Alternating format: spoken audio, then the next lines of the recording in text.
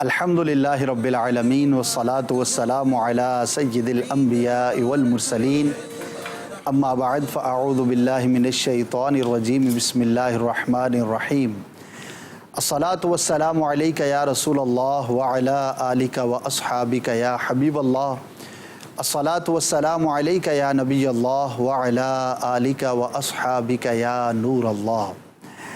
مدنی channel کے تمام ناظرین کو سلسلہ عید سعید میں مرحبا کہتا ہوں۔ تمام عاشقان رسول کو عید مبارک۔ اس وقت ہم حاضر ہیں ہمارے منچ پر الحمدللہ مفتی محمد قاسم صاحب دامت برکاتہم العالیہ تشریف فرما ہے۔ میں ویلکم کرتا ہوں انہیں۔ آج کا جو یہ سیشن ہے، یہ جو پروگرام ہے، اس میں ہم نے اسپیشلی اپنے ان مبلغین کو انوائٹ کیا ہے جو سید زادے ہیں، سرکار صلی اللہ تعالی علیہ وسلم کی آل سے ہے، اور اس کا ہم نے یوں ٹائٹل رکھا ہے کہ عید سادات کرام کے ساتھ۔ میرے ساتھ بیٹھے ہیں سید ثاقب شاہ صاحب اور سید وقار شاہ صاحب، ان کو بھی ویلکم کرتا ہوں، اور نعت خوان اسلام بھائی عادل اتاری ہمارے ساتھ موجود ہیں۔ انشاءاللہ ان سے بھی ہم کلام سنیں گے اور کوشش کریں گے کہ آج کے دن کی برکتوں کو زیادہ سے زیادہ لوٹنے میں کامیاب ہو سکیں۔ پیارے آقا مدینے والے مصطفیٰ صلی اللہ تعالی علیہ وآلہ وسلم نے ارشاد فرمایا کہ جب تم رسولوں پر درود بھیجو تو مجھ پر بھی درود بھیجو، کیونکہ میں تمام جہانوں کے رب کا رسول ہوں۔ سبحان اللہ۔ اللہ تبارک و تعالیٰ کی مخلوق میں سب سے بہترین گروہ انبیاء، ان پر ہم درود بھیجیں، سلام بھیجیں، اور اللہ تبارک و تعالیٰ کی بارگاہ سے بے شمار رحمتیں اور برکتیں حاصل کریں۔ مفتی صاحب ہمارے ساتھ تشریف فرما ہیں۔ آج ٹاپک تو انشاءاللہ 2-3 چلیں گے، لیکن سب سے پہلے میں چاہوں گا کہ آج خوشی کا دن ہے، اور عاشق کے لیے مدینہ طیبہ کی حاضری سب سے بڑھ کر ہوتی ہے۔ جو مدینہ جا چکے وہ یہ جانتے ہیں، اور جو نہیں گئے وہ بھی مدینہ کی یاد میں تڑپتے ہیں۔ بلکہ مدینہ ایک ایسا شہر ہے کہ جہاں پر جو نہیں جاتا وہ تڑپتا ہے، اور جو چلا جاتا ہے واپس آ جاتا ہے تو پھر وہ ترستا ہے، بار بار جانے کو اس کا دل چاہتا ہے۔ مفتی صاحب ریسنٹلی مدینے سے ہو کر آئے ہیں، تو میں چاہوں گا کہ آج کے اس مبارک دن میں کچھ مدینے کی باتیں ہو جائیں۔ کیسے مفتی صاحب، خیریت سے ہیں؟ الحمدللہ، اللہ کا شکر۔ ماشاءاللہ، شاید زندگی میں پہلی بار رمضان میں ایک بار نہیں 2 بار حاضری ہوئی۔ جی الحمدللہ، رمضان المبارک کا چاند بھی مدینہ منورہ میں دیکھا تھا، سبحان اللہ، اور پھر آخری عشرے کے بھی 6 دن جو ہے وہ الحمدللہ وہاں گزارنے کی سعادت میں۔ ماشاءاللہ ماشاءاللہ، اللہ مبارک کرے، اور تمام عاشقان رسول کو بار بار مدینہ پاک کے بعد اب حاضری نصیب فرمائے۔ مفتی صاحب، مدینہ کی تو ہر یاد ہی نرالی، ہر لمحہ ہی بہترین ہے، لیکن کچھ یادیں ایسی ہوتی ہیں، کچھ ایسے مناظر ہوتے ہیں، کچھ ایسی فیلنگز ہوتی ہیں کہ جو بندہ چاہتا ہے کہ شیئر ہو، اور جس سے عاشقان رسول کی محبت میں بھی اضافہ ہو اور ان کو لطف بھی محسوس ہو۔ تو کچھ یاد مدینہ کی باتیں ہو جائیں۔ مدینہ منورہ اس سفر کے اندر خاص طور پہ 2-3 چیزیں بڑی خوبصورت جو ہے وہ ایکسٹرا آرڈنری خوبصورت جو ہے وہ پیش آئی ماشاءاللہ۔ اس میں ایک تو یہ ہوا کہ 26ویں روزے جی دوپہر کے وقت بارش ہوئی، جی مدینہ منورہ میں بارش ہوئی۔ تو ہم اپنے ہوٹل میں تھے، اور ہمارا ہوٹل گنبد خضرا شریف کے بالکل سامنے تھا، ونڈو سے زیارت ہوتی تھی۔ سبحان اللہ۔ تو ہم جب سو کے اٹھے تقریباً 12:30 بجے دوپہر کو، تو باہر میں نے موسم دیکھا، تو میں نے کہا دھوپ کی بجائے ذرا بادل چھائے ہوئے، جی تو ذرا زیادہ جب جھانک کے دیکھا تو پتہ چلا کہ بارش کی ترکیب ہے۔ واہ، کیا بات ہے۔ تو ہم نے تو 5 منٹ کے اندر پھر ہم ذرا فوراً نکلے، اور جیسے ہی صحن حرم میں پہنچے تو بارش شروع ہو گئی۔ سبحان اللہ۔ تو پھر الحمدللہ تقریباً 1 گھنٹہ اچھا، مدینہ منورہ کی بارش میں گنبد خضرا کے سامنے جو ہے وہ ہم بارش سے جو ہے وہ استفادہ کرتے رہے، اور بارش کے مزے لیتے رہے، اور یہ زندگی کے یادگار ترین لمحات میں سے ہے۔ ایک مرتبہ میں اپنے بچوں کے ساتھ گیا تھا، تو اس وقت مدینہ منورہ میں بارش ہوئی تھی، اور اس وقت بھی بڑا مزہ آیا تھا۔ اس مرتبہ بارش تیز تھی، اور گنبد خضرا پر جو اس کے بارش کے قطرے نچھاور ہو رہے تھے، تو وہ یوں کہہ لیں کہ فزیکلی باقاعدہ نظر آ رہے تھے وہ. سبحان اللہ. تو بڑا ہی ایک مزیدار، بڑا پر لطف اور بڑا پرسرور ایک ماحول تھا. سبحان اللہ. اور پھر لوگ بھی اس سے بہت زیادہ ایک لطف اندوز بھی ہوتے ہیں اور ایک راحت بھی ملتی ہے. جی تو وہ ایک بہت مزہ آیا. ماشاء اللہ. اچھا پھر یہ ہوا کہ اسی رات آگے جب 27ویں شروع ہوئی رات کو، جی تو مغرب کے بعد دوبارہ بارش ہو گئی. اچھا. اور مغرب کے بعد جو بارش ہوئی نا یہ ہوئی بہت تیز. اچھا رات کے وقت دوپہر سے زیادہ تیز ہوئی. اور اس میں تو پھر جیسے ہے نا کہ گنبد خضرا بالکل نہا گیا اس میں. سبحان اللہ. وہ یہ والی کیفیت تھی. کیا بات ہے. تو اب ہوتا یہ ہے کہ گنبد خضرا کا آپ نے دیکھا ہوگا کہ اس کی ایک بڑی خوبصورتی یہ ہے. جی گنبد خضرا کے جو فجر کے بعد کا منظر ہے نا جی وہ بالکل اور ہے. سبحان اللہ. دوپہر کو گنبد خضرا کا رنگ کچھ اور ہوتا ہے. سبحان اللہ. مغرب سے عشاء تک کچھ اور ہوتا ہے. واہ. اور رات میں کچھ اور ہوتا ہے. سبحان اللہ. یہ گنبد خضرا کے 4 رنگ جو ہے نا، واہ 4 رنگ یہ بڑے دلکش ہوتے ہیں. ماشاء اللہ. اچھا 5واں رنگ جو ہے نا وہ ہوتا ہے بارش کا، اچھا جو کبھی کبھی جو ہوتا ہے. کبھی کبھی ہوتا ہے. سبحان تو اب صبح دوپہر شام اور رات کے جو مناظر تھے گنبد خضرا کے وہ تو پہلے بھی دیکھے تھے اور اس مرتبہ بھی دیکھ رہے تھے.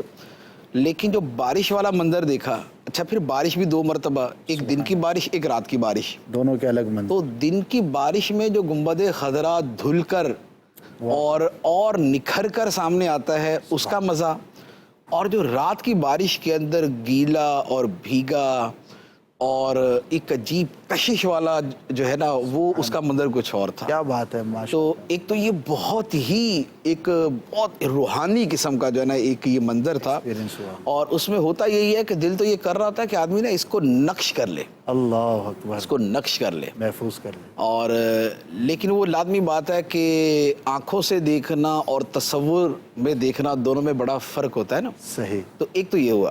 دوسرا یہ ہے کہ جب 28ویں رات آئی نا جی تو 28ویں رات میں ہم احد شریف گئے.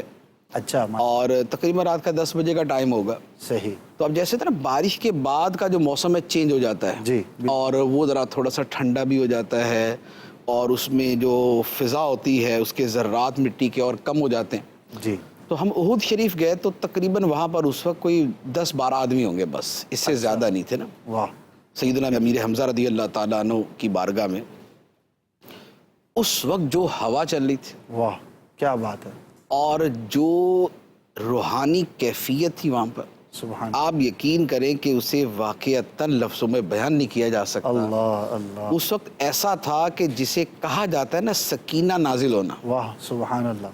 تو سکینہ نازل ہو رہا ہو اور ایسا محسوس ہو رہا ہو کہ کوئی شے اتر رہی ہے سبحان اللہ. اور وہ ہمارے اندر جا رہی ہے. واہ کیا بات ہے. اور جتنی اور ہوا چلتی تھی سبحان اللہ. تو ہوا جو ہے نا وہ اے مدینے کی ہوا دل میرا افسردہ ہے، اللہ. سوکھی کلیوں کو کھلا جاتا ہے جھونکا تیرا. سبحان اللہ. بھینی سہانی صبحوں میں ٹھنڈک جگر کی ہے، واہ. کلیاں کھلی دلوں کی، ہوا یہ کدھر کی ہے. اللہ اکبر. ان اشعار کا جو لطف ہے نا، آپ سمجھیں کہ یہ شاید جیسا وہاں آیا نا ویسا زندگی میں کبھی محسوس نہیں ہوا ہوگا. کہ ایک تو ہوتا ہے کہ آدمی تصور کے اندر یہ کہتا ہے نا کہ بھینی سہانی صبحوں میں ٹھنڈک جگر کی ہے، اور ایک یہ ہے کہ وہاں موجود ہو اور وہ جو بھینی سہانی ٹھنڈک ہے صحیح اور وہ جگر کو محسوس ہو رہی ہو، اللہ. اور دل کی کلیاں کھل رہی ہوں، سبحان اللہ. اور آدمی یہ سوچ رہا ہو کہ ہوا کدھر کی ہے. اللہ اکبر. تو یہ جو ایک کیف تھا نا اللہ وہ انبلیویبل، اور یوں کہہ لے کہ وہ کبھی بھی اس کا تصور نہیں کیا تھا. ہم وہاں پر گئے تو تھے 5-7 منٹ حاضری دیں گے، قباء شریف جانا تھا جی، لیکن جب گئے نا ہم نے کہا یار کھڑے ہو جاؤ بھائی، ادھر ہی کھڑے رہو. اسی لیے سیدنا امیر حمزہ رضی اللہ تعالیٰ عنہ کی بارگاہ میں حضرت مصعب بن عمیر، حضرت عبداللہ بن جہش رضی اللہ عنہم کی بارگاہ میں موجود ہیں. اچھا پھر کیا ہے، اس طرف یہ صحابہ کرام ہیں، ادھر وہ درہ ہے جی جو ان کا تیر اندازوں کا درہ تھا، جی، اور پیچھے احد پہاڑ ہے، جی احد شریف ہے پیچھے. تو اب ایسی ایک نورانی جگہ پہ جہاں کی ذرات اور جہاں کی زمین پر آقا کریم علیہ الصلوۃ والسلام کے مبارک قدم لگے، صحابہ کرام کے قدم لگے، نبی پاک علیہ الصلوۃ والسلام کی سواری جہاں پر پھرتی رہی، تو اب وہ ان تصورات میں اور اس رات کے لمحات میں اور ان کیفیات میں اور خنک اور ٹھنڈی ہواؤں میں آں خنک شہرے کے آنجا دل برست. اللہ. فارسی کا وہ شعر ہے کہ وہ شہر کتنا پیارا ہے کہ جہاں ہمارا محبوب رہتا ہے. سبحان اللہ. وہ کیسا ٹھنڈا ہے, کیسا خنک ہے, کیسا دلوں کو ٹھنڈک پہنچانے والا ہے جہاں ہمارا محبوب رہتا ہے. تو یہی مدینہ طیبہ کے بارے میں. تو اب وہ ہم 5 منٹ کی جائے تقریباً آدھا گھنٹہ کھڑا رہے نا. اچھا آدھے گھنٹے کے بعد بھی یہ تھا یار کیا جانا ہے, وہیں سامنے سیڑھیوں پہ بیٹھ جاتے ہیں. تو وہ مسجد کی جو سیڑھیاں ہیں نا, تو پھر وہاں جا کے بیٹھ گئے. وہاں بھی کوئی 15 20 25 منٹ جو ہے نا وہ بیٹھے رہے. تو پھر ہم نے کہا چلو اب جا کے مسجد نبوی شریف کی زیارت کرتے ہیں. تو یہ جو ایکسپیرینس اس مرتبہ کا ہوا نا, بہت اسپیشل, بہت خوبصورت. بارش کے بعد احد شریف کا. اچھا پھر تیسری بات یہ ہوئی کہ افطاری جی اس مرتبہ مسجد نبوی شریف میں کی. ایک دن تو افطاری کی گنبد خضرا کے سامنے. سبحان اللہ. پہلا دن تھا تو ہم نے کہا گنبد خضرا کے سامنے کرتے ہیں, کیونکہ وہ میں نے کہا نا کہ عصر سے مغرب کے دوران گنبد خضرا کا جو کلر ہے, رنگ ہے, جو شیڈ ہے, وہ بڑا حسن ہے اس کا ایک اس کی دلکشی اور طرح کی ہوتی ہے. سبحان اللہ. اس لیے آپ نے دیکھا ہوگا کہ گنبد خضرا کی تصویریں ہیں جی وہ 10 قسم کے رنگوں کی ہیں. ایسا ہی, حالانکہ رنگ تو وہی ہے, ایسا ہی, لیکن آپ کو کسی میں کچھ اور کلر نظر آ رہا ہے, کسی میں ڈارک ہے, کسی میں لائٹ ہے, کسی میں بہت ڈارک ہے. تو وہ جو سارے ہیں نا وہ بیسیکلی وہ دن کے مختلف اوقات کے ہیں. تو عصر سے مغرب کا جو ہوتا ہے نا, یہ بھی یوں کہہ لیں کہ دل میں اترنے والا یہ بڑا وہ ہوتا ہے. تو ہم نے کہا افطاری کرتے ہیں گنبد خضرا کے سامنے بیٹھ کے. جی.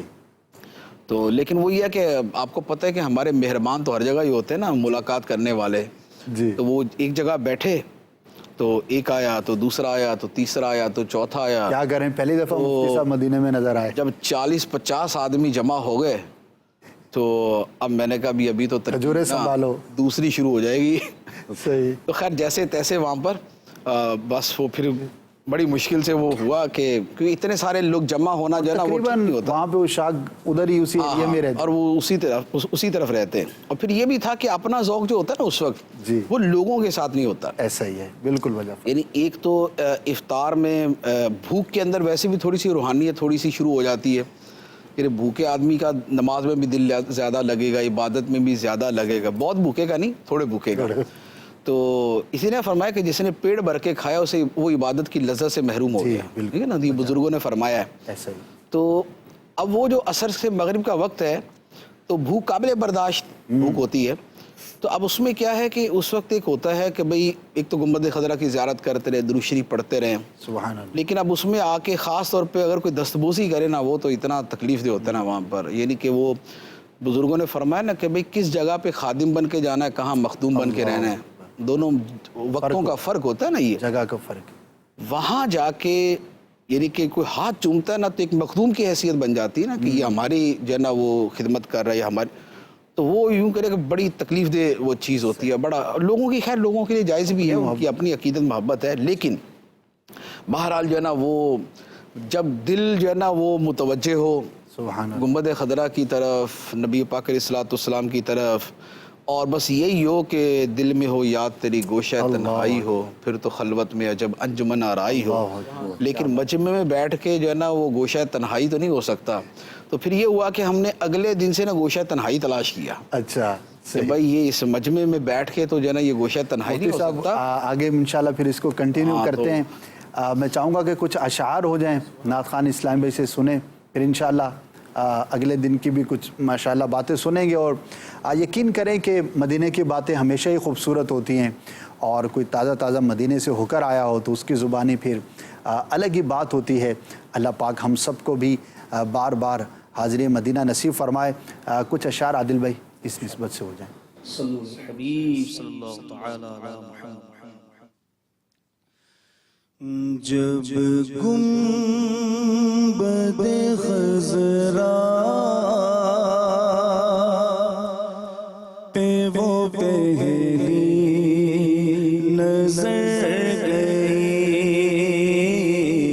جب گنبد خضرا پہ وہ پہلی نظر گئی, جب گنبد خضرا پہ وہ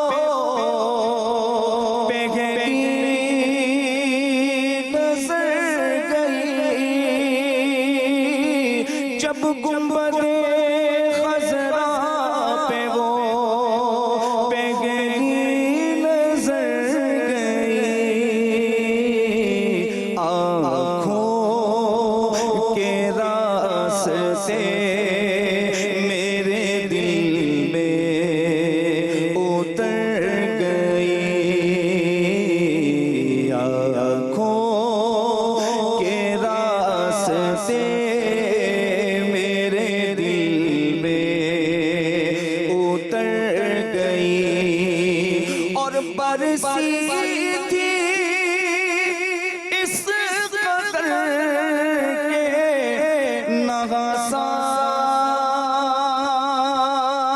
گیا ادھر،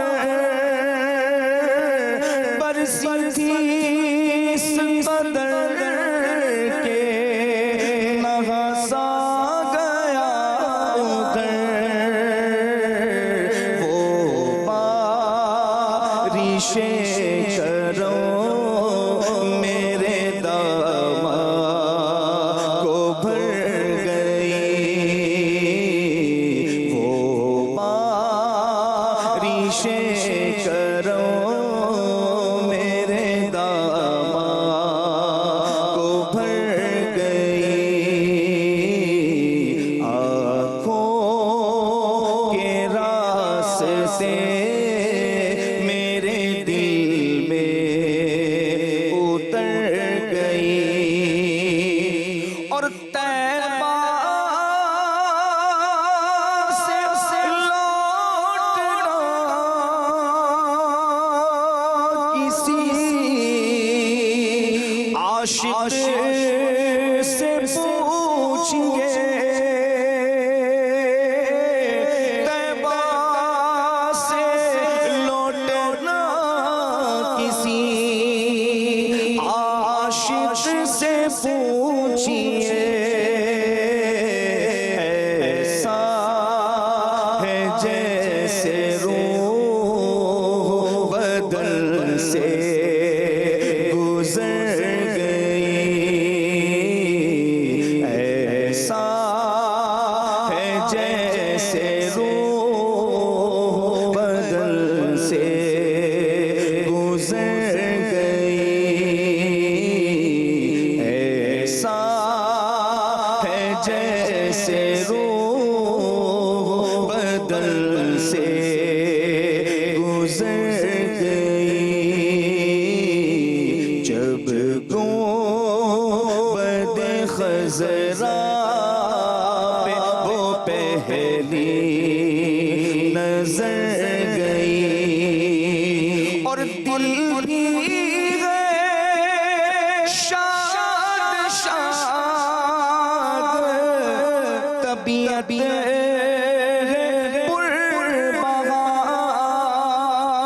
پربہار، دل بھی گئے شاد شاد، طبیعت گئے پربہار، لگتا ہے آج میری مدینے خبر گئی، لگتا ہے آج میری مدینے خبر گئی، جب گنبد خضرا پہ وہ پہلی نظر گئی، آنکھوں کے راستے میرے دل میں اتر گئی، اور جو کہہ سکا لب سے ملی وہ مراد بھی، جو کہہ سکا لب سے ملی وہ مراد بھی، میرے سکوت پر بھی شاہ کی نظر گئی، میرے سکوت پر بھی شاہ کی نظر گئی، جب گنبد خضرا پہ وہ پہلی نظر گئی،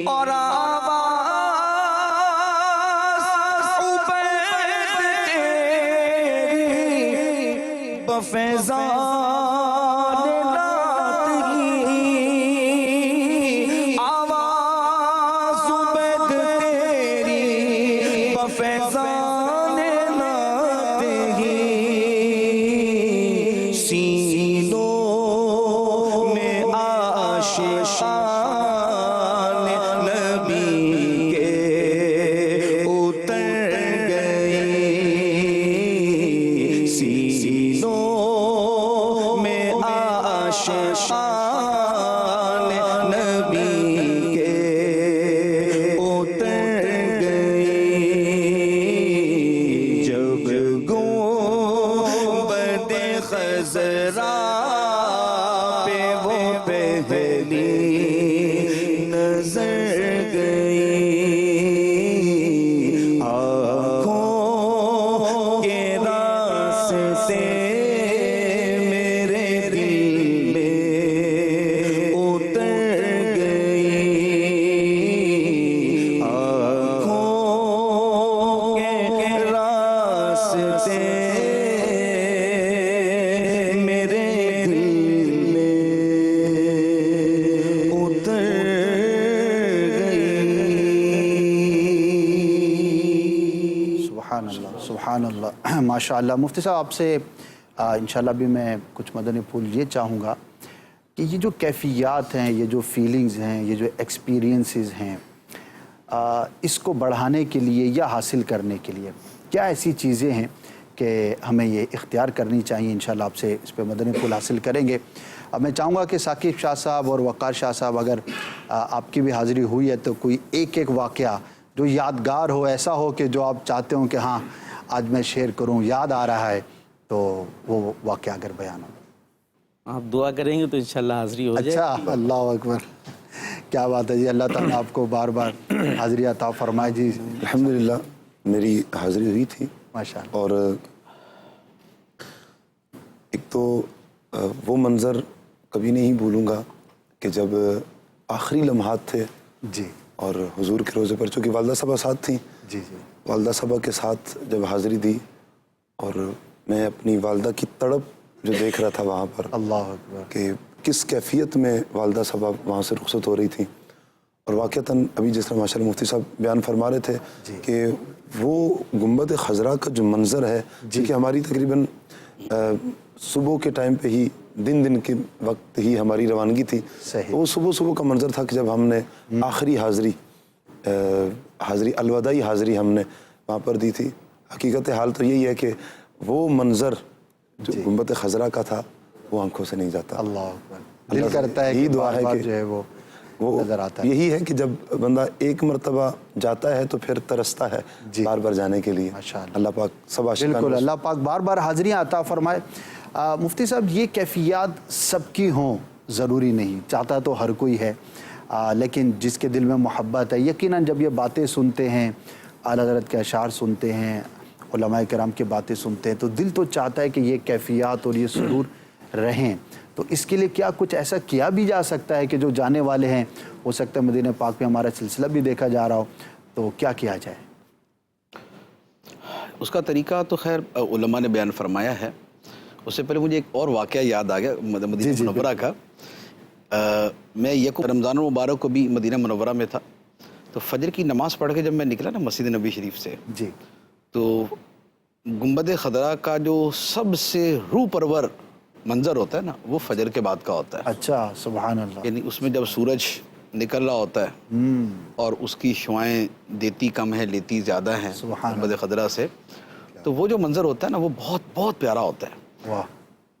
تو فجر کے فوراً بعد ابھی تاریکی تھی وہاں پر، تو اس طرف گنبد خضرا تھا اور دوسری طرف بقی شریف، سامنے بقی شریف ہے. ایسے ہی بقی شریف کے اوپر نا پورے آسمان کے اوپر نا صرف ایک ستارہ تھا، صرف ایک ستارہ تھا، اللہ، اور انتہائی چمکتا ہوا، واہ، بہت زیادہ چمکتا ہوا.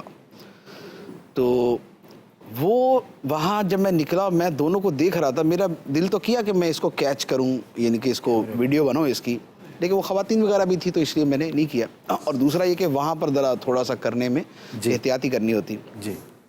لیکن وہاں جو اعلیٰ حضرت کے اس شعر کا مزہ ہے نا، صبح طیبہ میں ہوئی بڑھتا ہے باڑا نور کا، کیا بات ہے، صدقہ لینے نور کا آیا ہے تارا تارا نور نور کا، اللہ اکبر، یہ کہہ لیں کہ اس شعر کا مصداق سبحان جو اللہ، 100% آپ کہیں نا وہ وقت تھا، اور شاید کہ اعلیٰ حضرت نے بھی اسی منظر کو سامنے رکھ کے یہ شعر لکھا ہو، بے شک، تو وہ اتنا دلکش تھا کہ سبحان اللہ، اتنا چمکتا ستارہ واہ اور ادھر اتنا چمکتا گنبد خضرا، واہ، تو وہ بہت، یعنی یوں کہہ لیں کہ وہ نقش جو ہے نا وہ دل کے اندر بیٹھنے والا سبحان نقش تھا، اللہ، تو بڑا مزہ آیا اس منظر کا۔ کیا بات ہے، کیا بات ہے، باقی رہا یہ کیفیات کے حوالے سے، تو دیکھیں کیفیات تو ہماری ایک تعداد ہے کہ جن کو نماز کے اندر کوئی کیفیت نہیں آتی، صحیح، یہ نماز کے اندر بندہ اللہ کی بارگاہ میں کھڑا ہے، ایسا۔ اور حدیث میں فرمایا فَإِنَّهُ يُنَاجِي رَبَّهُ، جب بندہ نماز میں کھڑا ہوتا ہے تو اپنے رب سے مناجات کر رہا ہوتا ہے، اپنے رب سے سرگوشیاں کرتا ہے، بے شک، تو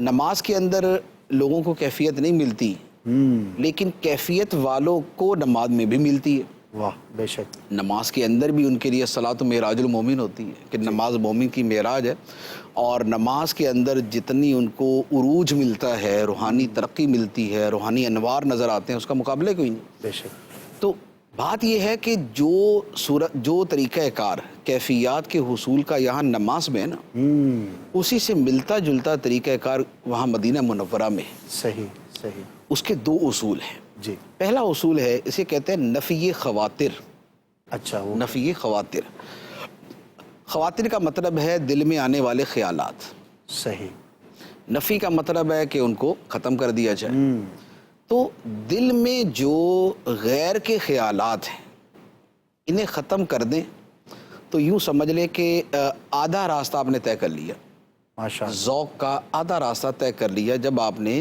دل میں آنے والے خیالات کو سائڈ میں کر دیا۔ یہی طریقہ نماز کا ہے بے شک، کہ نماز کے اندر اگر آپ دنیا و ما فیہا سے اگر آپ بالکل بے پرواہ ہو کے ادھر پوری توجہ کر رہے تو نماز کی کیفیت حاصل ہونے کا آدھا راستہ طے ہو گیا۔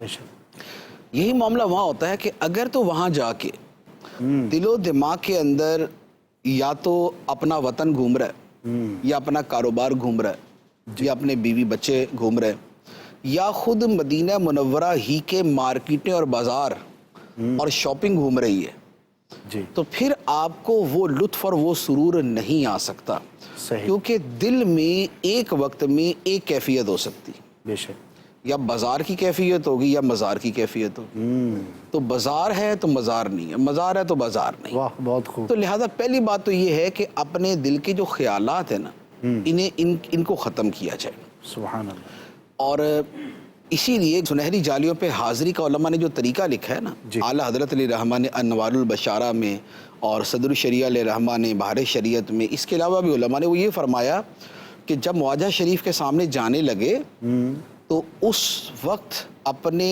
دل کو اس پر متوجہ کرے کہ اب دل کو یہاں کے خیال کے علاوہ پوری کائنات کا کوئی دوسرا خیال نہ ہو، اللہ، اللہ، اور اب یہ سمجھے کہ ادب گاہ ہیست زیر آسماں از عرش نازک تر نفس گم کردہ میں آیت جنید و بایزین لیجا، اللہ، کہ یہاں پر اولیاء اور اکابر اولیاء بھی آئیں گے تو اپنے سانس بھی بند کر کے آئیں گے کہ کہیں اونچی آواز سے سانس لینا بے ادبی نہ ہو جائے، اللہ، تو لہٰذا سارے خیالات جو ہے نا وہ جھٹک کے اور ختم کر کے آئے، تو ایک یہ۔ سبحان، دوسرا یہ ہوتا ہے کہ ذوق کے اندر جو اہل محبت کے اشعار ہیں جی، ان کا بہت عمل دخل ہوتا ہے۔ سبحان اللہ، میں 2 مہینے پہلے بھی مدینہ منورہ حاضر ہوا تھا، جی، میں الحمدللہ یعنی 2 مہینے میں مجھے 3 مرتبہ حاضری کی سعادت مل گئی، تو میں 2 مہینے پہلے جب گیا نا تو میں ان دنوں میں پڑھ رہا تھا ذوق نعت مولانا حسن ادا خان علیہ رحمہ کا کلام، سبحان اللہ، اور مدینہ طیبہ کے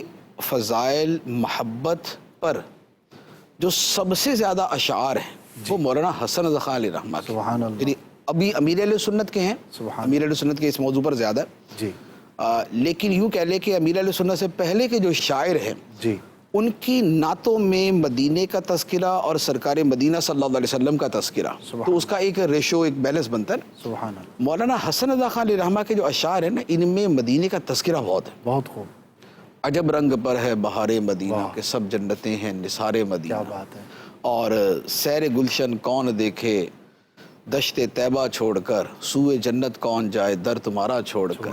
تو ان کے اشعار میں مدینے کا تذکرہ بہت ہے. تو ہم 2 مہینے پہلے بھی میرا ہوٹل وہ تھا جس سے گنبد خضرا کی زیارت ہوتی تھی. سبحان اللہ. تو میں نے وہاں بیٹھ کے جو ہے نا میں نے ذوق نعت پوری کرنے کی کوشش کی. پتہ نہیں ہوئی تھی یا نہیں ہوئی تھی, لیکن میں پڑھنے کی کوشش کی کہ میں پوری یہاں بیٹھ کے پڑھوں. ماشاء اللہ.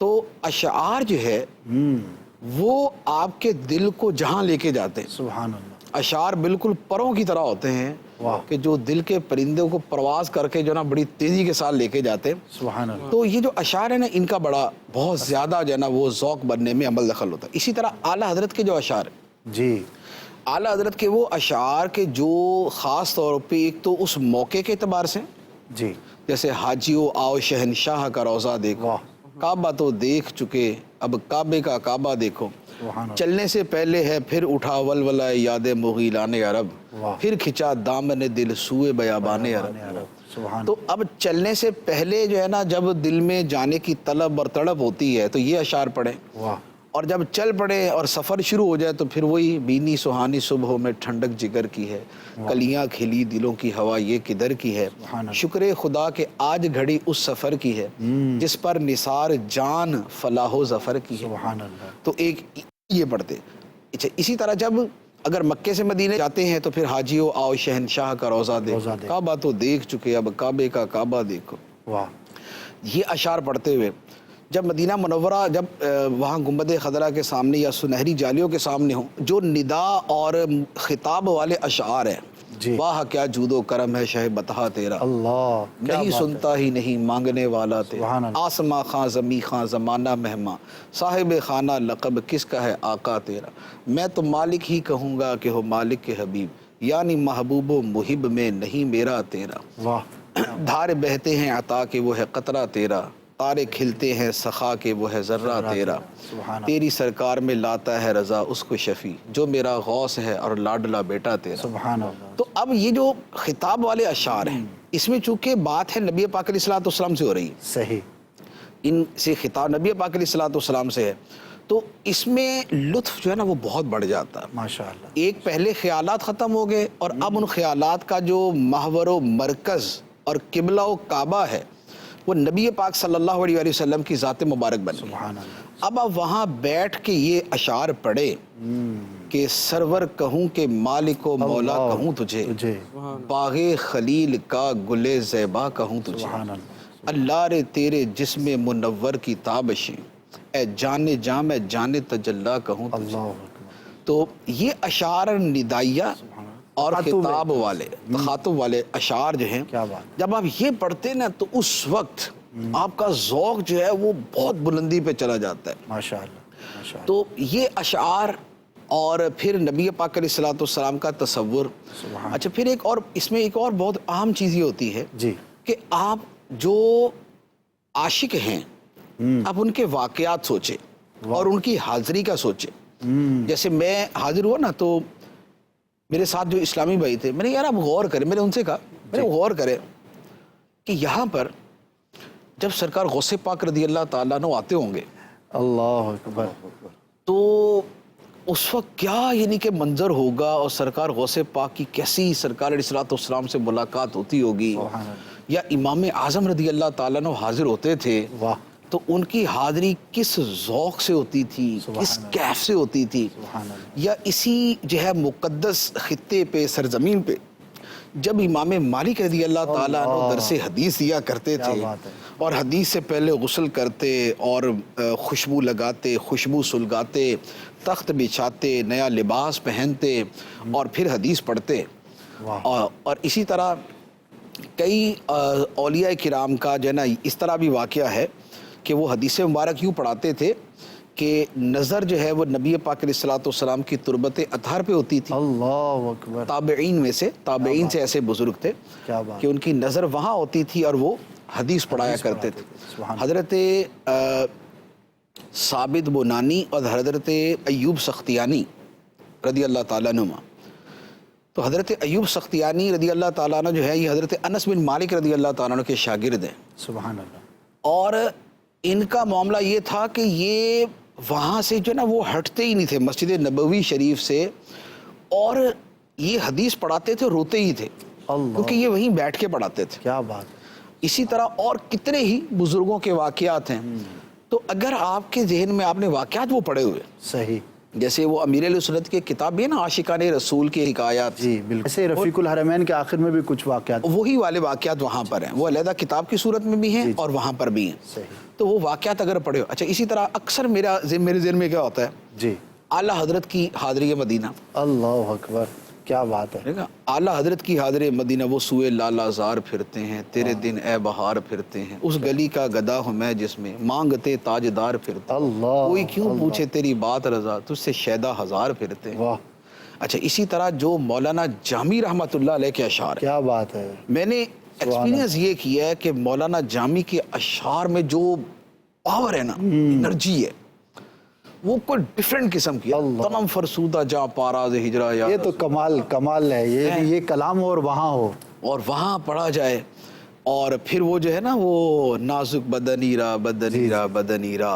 تو مولانا جامی کے اشعار، یعنی یوں کہہ لے کہ ذوق اور عشق ان میں ایسا ہے، اور میرا ایکسپیرینس یہی ہے کہ فارسی اشعار میں جو عشق کی بلندی ہے وہ کسی اور زبان کے اندر نہیں۔ کیا بات ہے، فارسی کے اشعار جو ہے نا، ایک ایک لفظ ہلا کے رکھ دیتا نا، بالکل بتا پڑھتا ہے کہ یار یہ کیا ہے، کیا بات ہے، یہ کیا ہے۔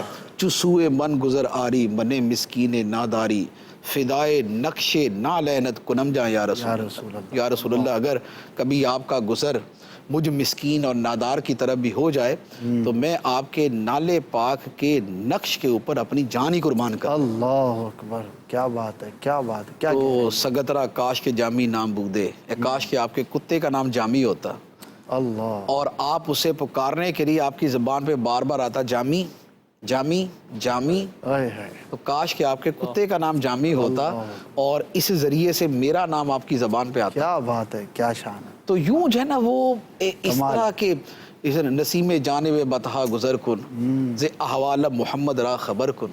واہ، تو اب ان کا جو مزہ آتا ہے نا اشعار کا، تو یہ ذوق کا یہ طریقہ ہوتا ہے کہ ایک تو خیالات کی دنیا جو ہے وہ پاکیزہ ہے، اور دوسرا ذوق بڑھانے والے جو اہل محبت کے اشعار ہیں وہ یاد کیے جائیں یا پڑھے جائیں یا ان کے بارے میں غور کیا جائے، یا تصورات کے اندر۔ مجھے تو سب سے زیادہ لطف تصورات میں آتا ہوتا ہے۔ میرے پیچھے بھی ایک سلسلہ ہوا تھا نگران شورا کے ساتھ، اس میں میں نے یہ عرض کیا تھا جی، کہ وہاں بیٹھ کے جب آپ یہ تصور کرتے نا کہ یہاں پر جو ہے وہ قرآن پاک اتر رہا ہے، جبرائیل امین علیہ الصلوۃ والسلام نازل ہو رہے ہیں، یہ محبت وحی ہے، وحی کے اترنے کی جگہ ہے، اور یہیں پر جو ہے نا وہ صحابہ کرام بیٹھے ہوتے تھے۔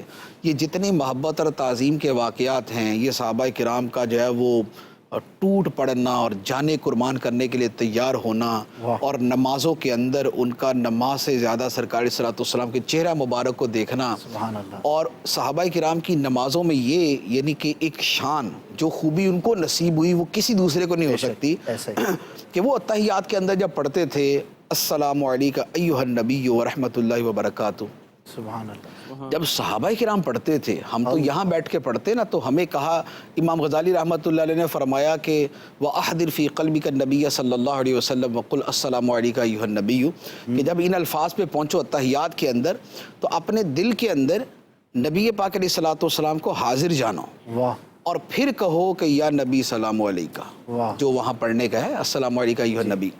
لیکن صحابہ کرام جب پڑھتے تھے تو آگے تو مصلی امامت پہ سرکار بیٹھے ہیں، کیا بات ہے، وہاں پہ تو حضوری ہے، تو وہ تو تھے ہی صاحب حضوری، سبحان اللہ، یہاں جو ہے نا وہ ہزاروں چلے کر کے پھر بندہ صاحب حضوری بنتا ہے، سبحان اللہ، اور اللہ تعالیٰ نے انہیں منتخب کر دیا نبی پاک علیہ الصلوۃ والسلام کی بارگاہ کے صحبت یافتگان کے اندر۔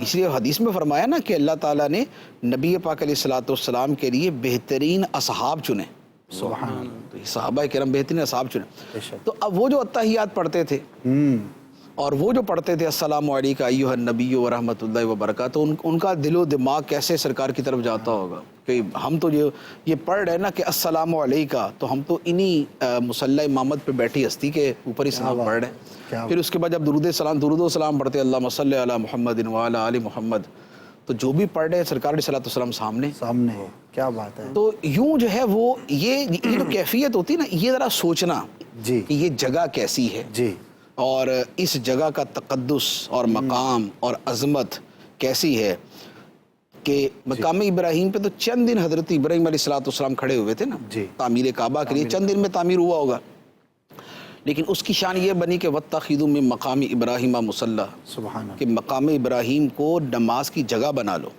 اور اسے اللہ تعالیٰ نے خانہ کعبہ کے ساتھ لگا دیا جہاں سے پتھروں کے بت ہٹائے گئے تھے، پتھروں کے بت ہٹا کے وہاں پر ایک اور پتھر لگا دیا، سبحان اللہ، شان ہی الگ ہے۔ تو پتھروں کے بت ہٹا دیے اور اس کی جگہ ایک دوسرا پتھر وہاں پر لگا دیا، اور اسے چومنا بھی ہے واہ، اور اس سے برکتیں بھی لینی ہیں، کیا بات، لیکن وہ بت تھے اور یہ نبی کے قدم سے لگنے والا پتھر تھا۔ سبحان اللہ، سبحان اللہ، اسے اللہ تعالیٰ نے وہاں نصب بھی کروا دیا، اس کا قرآن میں ذکر بھی کر دیا، وہاں نماز پڑھنے کا حکم بھی دے دیا۔ سبحان اللہ، تو اب جو حضرت ابراہیم علیہ السلام کے مبارک قدموں سے لگا پتھر ہے، اس کی یہ شان ہے۔ تو یہ جو خطہ ہے، یہ جو ایریا ہے، بے شک، یہ جو ایک طرف روضے کا نور، ایک طرف ممبر کی بہار، بیچ میں جنت کی پیاری پیاری کیاری واہ واہ، واہ، تو یہ جو سنہری جالیاں، پھر سبز جالیاں، پھر ادھر جو ہے وہ ممبر شریف ہے، اس کے درمیان کا ریاض الجنہ کا ایریا، اچھا پھر اس کے ساتھ آگے پیچھے بھی تو صحابہ کرام ہی ہوتے تھے نا، صفہ کا جو چبوترا ہے، جی، اصحاب صفہ کا جو چبوترا ہے، تو وہ بھی وہیں پر ہے، نبی پاک علیہ السلام وہیں بیٹھ کے ان کو پڑھاتے تھے، صحابہ کرام کو جو قرآن پاک اور دیگر چیزیں پڑھاتے وہیں بیٹھ کے پڑھاتے تھے۔ سبحان اللہ، تو اس جگہ میں نبی پاک علیہ السلام کے قدم یوں کہہ لے کہ ایک ایک ذرے پہ لگے ہوئے، واہ، ایک ایک ذرے پہ لگے ہوئے۔ بے شک، تو اب اگر تصور میں اسی خیالات کے اندر آدمی رہے کہ میں جس جگہ پہ بیٹھا ہوں یہی آقا کریم علیہ السلام کے قدم مبارک لگے ہوئے، دل کرو ٹھنڈا میرا وہ کفے پا چاند سا، سینے پہ رکھ دو ذرا تم پہ کروڑوں درود۔ تو وہ کفے پا چاند سا جو ہے وہ اسی تو جگہ تو کے اوپر ایریا لگے ہوئے نا سارے۔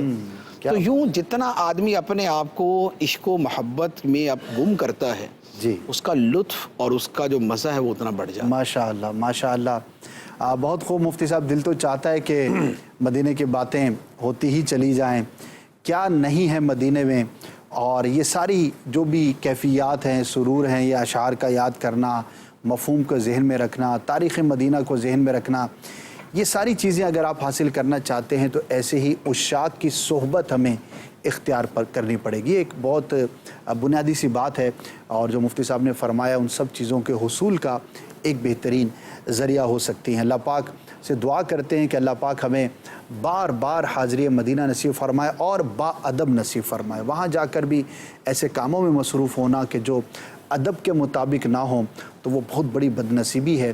تو حاضری کی بھی تمنا کرنی چاہیے اور با ادب حاضری کی دعا کرتے رہنا چاہیے۔ ایک کال ہے، اس کو شامل کرتے ہیں، پھر انشاءاللہ آگے بڑھیں گے۔ جی سنائیے۔ میرا نام محمد عدنان اتاری ہے، میں ڈرک کالونی باب المدینہ کراچی سے بات کر رہا ہوں۔ مفتی صاحب کی بارگاہ میں میرا سوال یہ ہے کہ جب کوئی متقی، پرہیزگار، عالم باعمل مسجد نبوی شریف میں سرکار علیہ السلام کی بارگاہ میں حاضر ہوتا ہے تو کیا اس کی قدرتی طور پر یا سرکار صلی اللہ علیہ وسلم کی طرف سے کچھ روحانیت کے الگ معاملات ہوتے ہیں عام بندوں کی بنسبت، اور نبی پاک علیہ الصلوۃ والسلام کی خاص توجہ اس عالم دین، متقی، پرہیزگار شخص پر ہوتی ہیں؟ اس کی کیا صورتحال ہوتی ہے، کیا کیفیت ہوتی ہے، وہ بتا سکتے ہیں؟ جزاک اللہ خیرہ۔ آمین۔ جی مفتی جی، جو صحیح العقیدہ عاشق رسول علماء ہوتے ہیں تو چونکہ وہ نبی پاک علیہ الصلوۃ والسلام کے دین کے خادم ہوتے ہیں، بے شک، تو اب جو خادم ہوتا ہے اس پہ توجہ زیادہ ہوتی ہے۔ واہ، بے شک، یہ تو ایک واضح سی بات ہے کہ ایک ویسے کام کرنے والے ہیں، کسی بادشاہ کے دربار میں عام آدمی آئے تو اس کی نوعیت کچھ اور ہے، وزیر آتا ہے تو اس کی نوعیت کچھ اور ہو جاتی ہے، کیونکہ وزیر جو ہے وہ امور سلطنت چلا رہا ہوتا ہے۔ جی، تو اب جس کی خدمت جیسی ہے صحیح، اس پہ عنایت بھی ویسی ہے۔ واہ، نبی پاک علیہ الصلوۃ والسلام کے اپنے زمانہ مبارکہ میں سرکار علیہ الصلوۃ والسلام اپنے قریب زیادہ تر ان صحابہ کرام کو رکھتے تھے کہ جنہوں نے آگے جا کے بہت بڑے بڑے کام کرنے تھے۔ اچھا، ماشاء اللہ، اسی لیے آپ خلفائے راشدین کو دیکھ لیں، آپ عشرہ مبشرہ کو دیکھ لیں، آپ حضرت ابو ہریرہ رضی اللہ تعالیٰ کو دیکھ لیں، واہ، عبداللہ ابن عباس کو دیکھ لیں، عبداللہ ابن مسعود کو دیکھ لیں رضی اللہ عنہم۔ تو یہ ایک ہے کہ جو خادم ہے سبحان اللہ، تو اس پہ توجہ زیادہ ہوگی، تو اس اعتبار سے یہ فرق ہوتا ہے۔ صحیح، اور اسی لیے کتنے ایسے ہیں کہ جو گئے تو ان کو نبی پاک علیہ الصلوۃ والسلام کی طرف سے جواب بھی ویسا ہی دیا گیا. جیسے امام اعظم رضی اللہ تعالیٰ عنہ کی حاضری ہوئی اور جا کے عرض کیا السلام علیکہ یا امام المرسلین. نبی پاک علیہ الصلوۃ والسلام کی طرف سے جواب آیا وعلیکم السلام یا امام المسلمین. واہ کیا بات ہے، سبحان اللہ. تو یہ امام المسلمین تھے تو ان کو خطاب. تو اب چونکہ انہوں نے کام اتنا بڑا کرنا تھا تو لہذا ان سے بات بھی اتنی بڑی کی گئی. خواجہ معین الدین چشتی اجمیری رضی اللہ تعالیٰ عنہ انہوں نے سلام عرض کیا تو ان کو جواب یہی ملا وعلیکم السلام یا معین الدین. واہ کیا بات ہے، کہ اے دین کے مددگار. کیا بات ہے. حضرت احمد کبیر رفاعی رحمۃ اللہ علیہ جنہوں نے یوں کہہ لے کہ ایک روحانیت کو بہت عروج بخشا، بے شک. تو وہ جب نبی پاک علیہ الصلوۃ والسلام کی بارگاہ میں حاضر ہوئے اور عرض کی کہ یا رسول اللہ جب میں دور تھا تو میری روح آپ کی بارگاہ میں آ کے سلام عرض کرتی تھی، اب میں اپنے جسم کے ساتھ آپ کی بارگاہ میں سلام پیش کرنے آیا ہوں، آپ اپنا دست مبارک بڑھائیے تاکہ میں اس کو بوسہ دوں. واہ اشعار کے اندر یہ عرض کیا. کیا بات. تو اب کتابوں میں یہ واضح لکھا ہوا ہے، بڑے بڑے اکابر علماء نے لکھا ہے کہ مسجد نبوی شریف کے اندر ایک بڑی تعداد لوگوں کی جمع تھی اور انہوں نے دیکھا کہ آقا کریم صلی اللہ تعالیٰ علیہ وسلم کا دست مبارک باقاعدہ قبر انور سے باہر تشریف لایا. اللہ اللہ. اور حضرت احمد کبیر رفاعی رضی اللہ تعالیٰ انہوں نے دست مبارک کو بوسہ دیا. سبحان اللہ سبحان اللہ. تو جس کا جیسا مرتبہ اور جس کا جیسا تعلق کیا بات. تو اس کو ویسی ہی عطا اور ویسی ہی عنایت ہوتی ہے. سبحان اللہ. تو یہ علم اور خدمت کے اعتبار سے. لیکن دوسری چیز یہ ہوتی ہے کہ علم و خدمت سے زیادہ جی یہاں پر معاملہ جو ہے نا وہ دل کا ہوتا ہے. اچھا کیا بات ہے. دل والے جو ہے نا وہ یوں کہہ لے کہ بھلے وہ عام سے اور سادہ سے ہوں لیکن جو ذوق قلبی ہے تو وہ نا وہ ایک عشق کی ایک جست نے کر دیا قصہ تمام. تو عشق کی جو ایک چھلانگ ہوتی ہے نا وہاں پہنچا دیتی ہے کہ جہاں علم کی دوڑ نہیں پہنچتی. اللہ اکبر. تو عشق کی جو جست ہے جو چھلانگ ہے نا وہ بہت فاسٹ ہوتی ہے. کیا بات ہے. اس لیے اہل عشق جو ہے وہ مرتبے بڑی تیزی سے طے کرتے ہیں. واہ. تو اب جس کا جیسا عشق ہے جیسی محبت ہے اور جس قدر وہ ذوق کے ساتھ جاتا ہے اس پہ عنایت جو ہے وہ اسی انداز میں ہوتی ہے. ماشاءاللہ. اس لیے جو درود پاک بڑی کثرت سے پڑھنے والے جی ان کو زیارت زیادہ ہوتی ایسا ہی. بجائے اس کے کہ جو زیادہ قدوری شریف اور دوسری کتابیں پڑھنے والے ہیں ان کی بنسبت جو درود شریف پڑھنے والے ہیں ان پہ کرم نوازی زیادہ ہے. صحیح. کیونکہ وہ جو دنیا ہے اللہ اس کا راستہ اور اس کی جو گاڑی ہے نا وہ دوسری ہے. یہ والی جو ہے اس کی دوسری ہے. اس سے فرق اللہ کی بارگاہ میں مرتبے کے اعتبار سے نہیں پڑتا. ہو سکتا ہے جس کو بہت زیادہ زیارتیں ہو رہی ہیں اس کا مرتبہ وہ نہ ہو. صحیح. جس کو ایک مرتبہ بھی زیارت نہیں اس کا مرتبہ زیادہ بلند ہو. صحیح. ٹھیک ہے نا. تو مرتبے کے اعتبار سے فرق نہیں لیکن روحانی دنیا میں داخلے کے اعتبار سے اور ایک زیارت اور کرم نوازیوں کے اعتبار سے جو ہے وہ معاملہ جو ہے وہ عشق محبت ذوق اور کیفیت کے اعتبار سے چلتا ہے. تو جس کا ذوق محبت جتنی ہوتی ہے اس کا اتنا زیادہ ہوتا ہے. اب جیسے اعلیٰ حضرت علی رحمہ کا ہے آپ کا عشق و محبت ہی تھا نا کہ بیداری کے عالم میں نبی پاک علیہ الصلوۃ والسلام کی زیارت کی. بے شک بے شک. تو علم کے اعتبار سے ہوتا تو جو ہے وہ اس سے بہت پہلے ہی زیارات کا یہ سلسلہ ہوتا بیداری کا. لیکن جو عشق کی کیفیت تھی اس نے یہ ساری چیزیں جو ہے نا وہ طے کروائی. تو عشق و محبت کا معاملہ زیادہ ہے. باقی کرم نوازی وہ لازمی بات ہے کہ جو خادم ہے اور جو چاکر ہے اور جو سارے کام کرتا ہے تو ہم اپنی عید کے اوپر دیکھتے ہیں کہ یار جو ہماری زیادہ خدمت کرتا ہے اس پہ ذرا توجہ زیادہ رہتی ہے. تو نبی پاک صلی اللہ تعالیٰ علیہ وسلم تو کریم ہیں اور اکرم الاولین والآخرین ہیں. سبحان اللہ. تو اس لیے وہاں سے تو خاص کرم نوازی ہوتی ہے. ماشاء اللہ. بہت خوب. بہت سارے مدنی پھول جو ہے وہ سیکھنے کو بھی ملے اور آج عید کے دن یہ پیارا پیارا تذکرہ اور مدینہ پاک کی محبت جو ہے وہ ہم نے مزید یقیناً ہمارے بڑھنے کا باعث ہوا ہوگا. تحفے کے حوالے سے چند مدنی پھول میں چاہوں گا کہ آپ سے مل جائیں. بہت مقام پر ہم تحفہ دیتے ہیں ہمیں بھی تحفہ ملتا ہوگا. تو جنرلی جو آداب ہیں وہ تو بیان کیے جاتے ہیں لیکن کچھ ایسی خاص باتیں ہوں کو جن کا خیال رکھنا آپ سمجھتے ہیں کہ فی زمانہ کم ہو گیا ہے اور انہیں ہمیں خیال رکھنا چاہیے.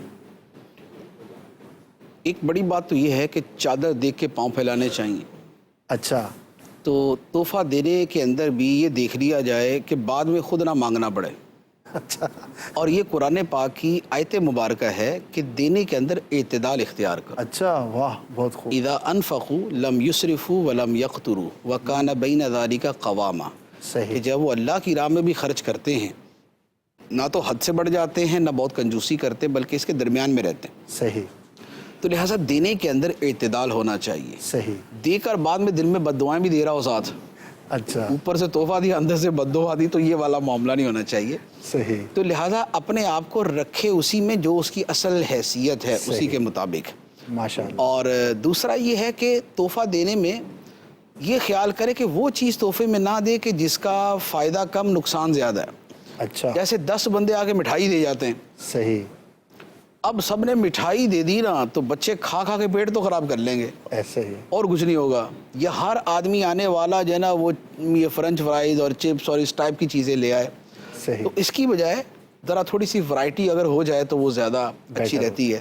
صحیح. اور بس نارملی یہی ہوتا ہے, ان چیزوں کا خیال کرنا اچھا بعض اوقات تحفہ دینے والا تو بڑی محبت سے پیار سے دے رہا ہوتا ہے, قبول کرنے والا ویسا ایکسپریشن نہیں دے رہا ہوتا. یعنی کہ ایک ہے نا کہ بہت زیادہ خوشی کا اظہار کرنا, بس دیا اور بس جزاک اللہ ہلکا سا بول کے رکھ لیا. تو اس میں بھی کچھ ہمیں خیال رکھنا چاہیے. یہ خیال تو کرنا چاہیے کیونکہ تحفہ دینے سے محبت بڑھتی ہے. بے شک. تو محبت بڑھنے کا مطلب یہ ہوتا ہے کہ اس کے دیگر لوازمات بھی اس کے ساتھ ہوں. جی. ایک آدمی تحفہ دیتا ہے, اچھا اب دینے والا بھی جیسے تحفہ وہ دے کہ جس سے سامنے والے کو خوشی ہو, صحیح. الٹا رنجیدہ ہی نہ ہو جائے نا کہ یار یہ کیا دیا. صحیح. جیسے مجھے یاد ہے, مجھے ایک مرتبہ تحفہ ملا تو کسی نے پرفیوم دیا.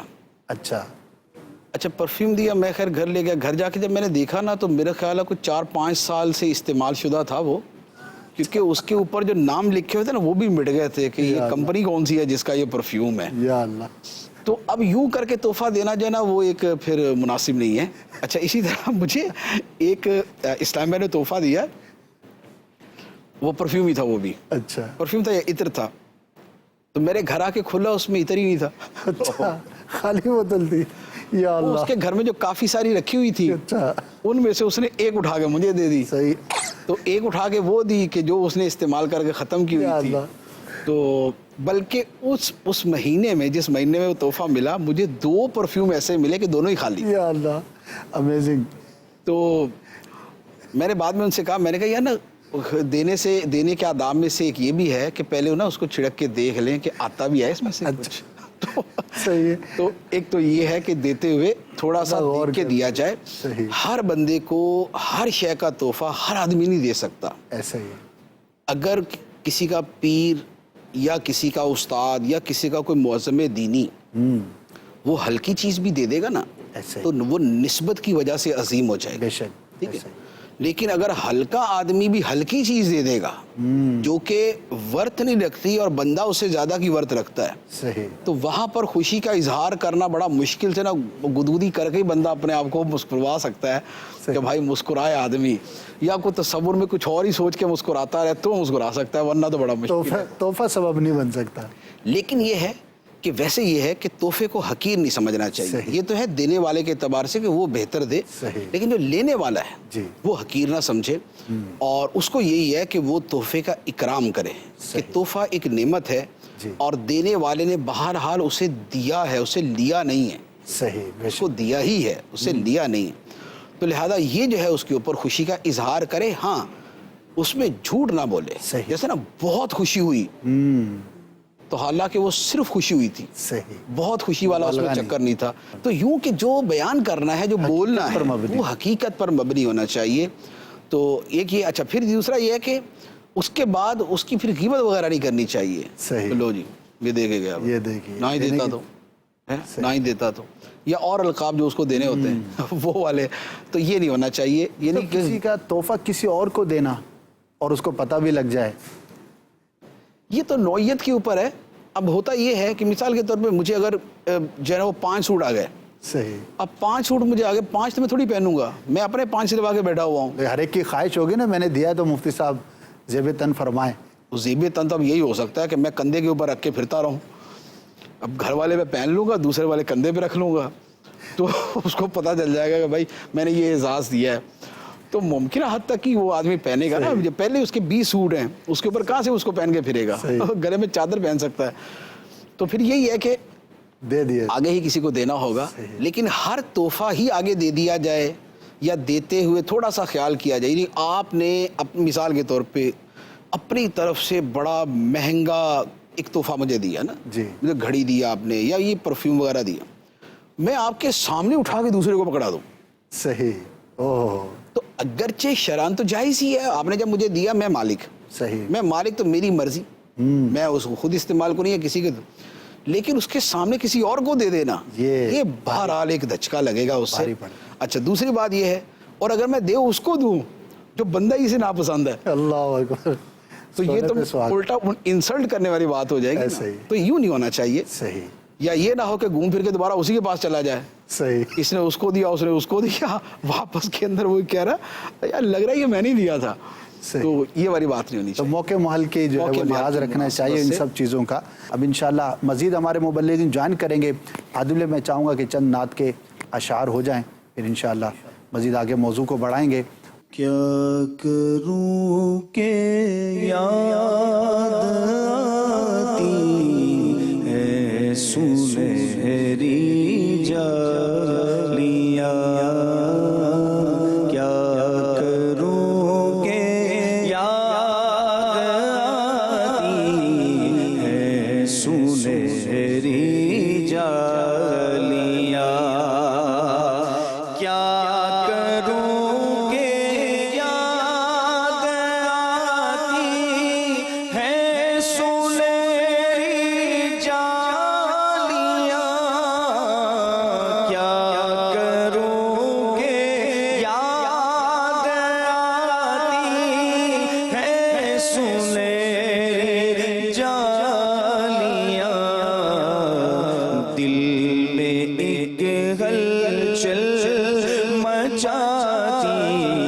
ہے سنہری جالیاں, دل میں ایک ہلچل مچاتی ہے سنہری جالیاں, دل میں ایک ہلچل مچاتی ہے سنہری جالیاں, اور اپنی پلکوں سے انہیں میں چومتا ہوں دیر تک, اپنی پلکوں سے انہیں میں چومتا ہوں دیر تک, دل میں جب بھی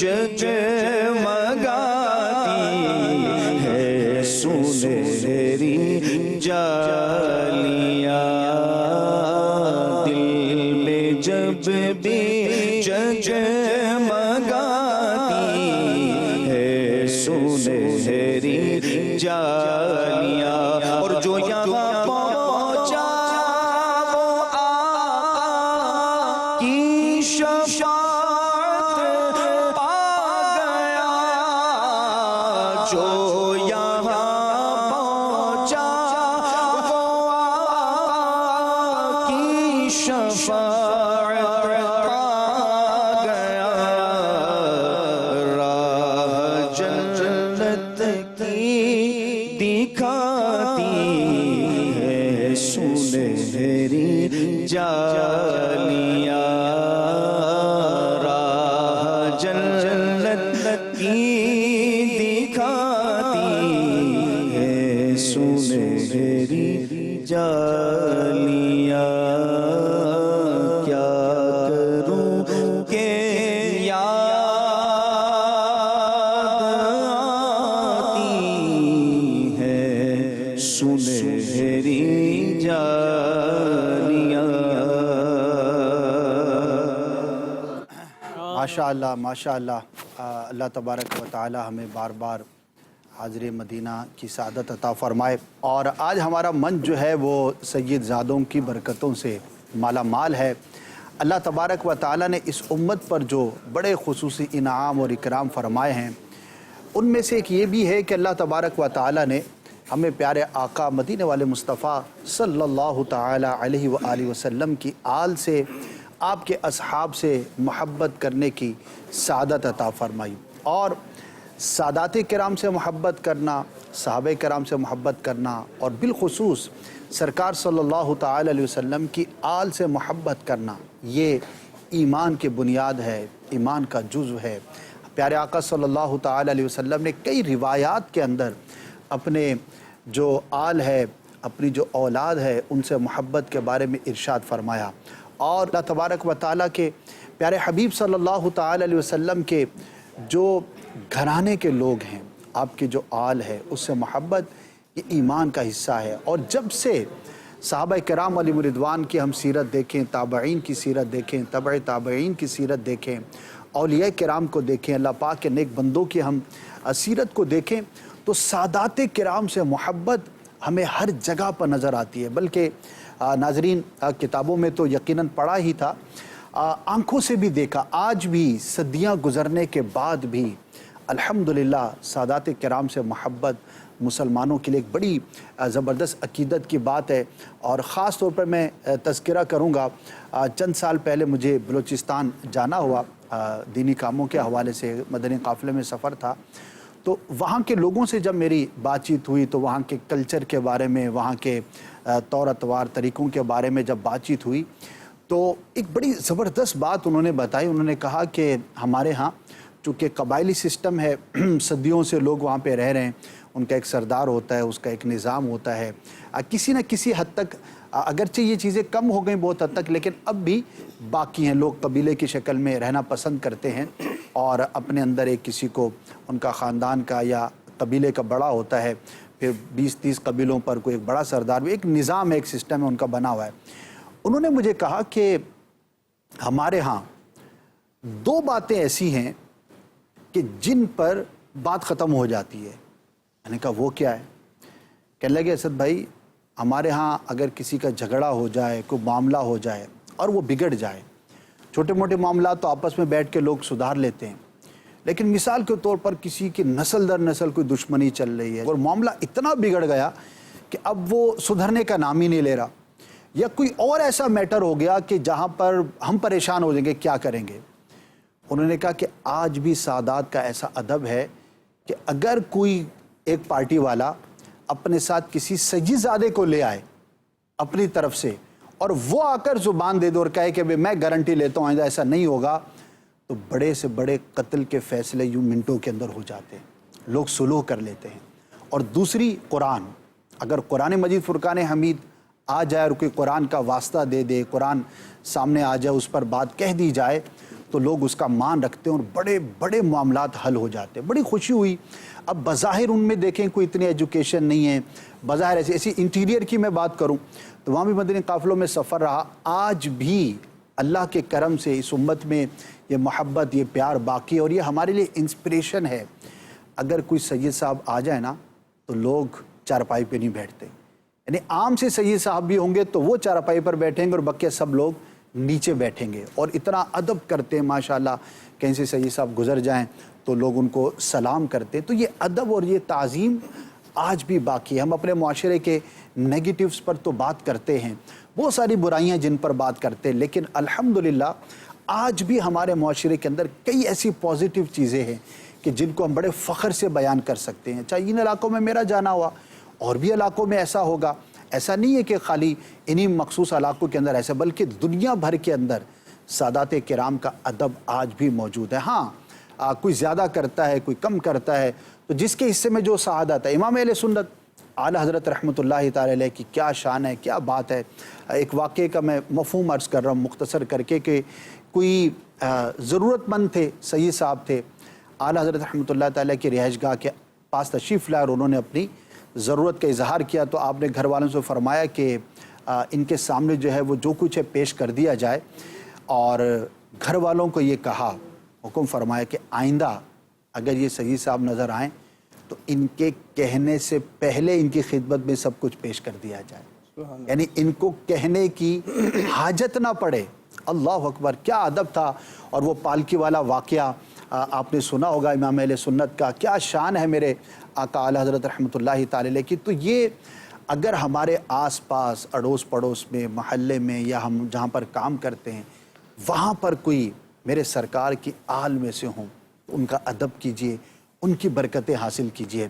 ماشاءاللہ سید ابراہیم صاحب تشریف فرمائے ہیں، اور دعوت اسلامی میں یوں سمجھیے کہ ابتدا ہی سے امیر سنت کے ساتھ بھی بہت صحبت رہی.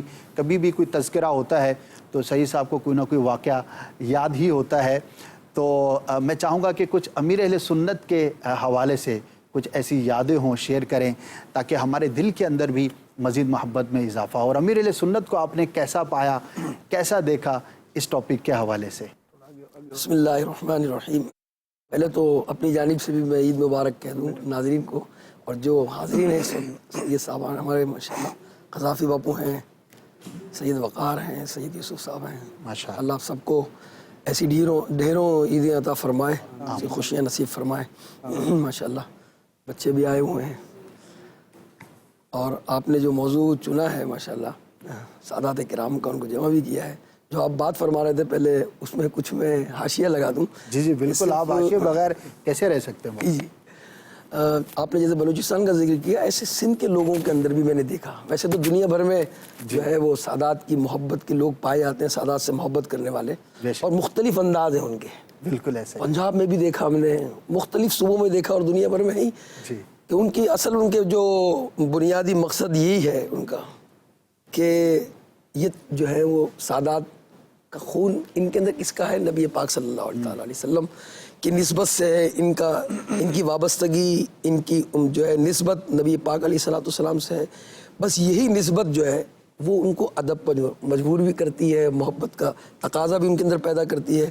میں نے دیکھا کہ بعض ایسے، جس طرح آپ نے فرمایا کہ وہ بھی فیصلوں میں سندھ کے لوگ جب کہیں ایسا معاملہ ہو تو وہ لے کر آ جاتے تھے جناب کہ سید صاحب کی بات رکھ لیں جناب.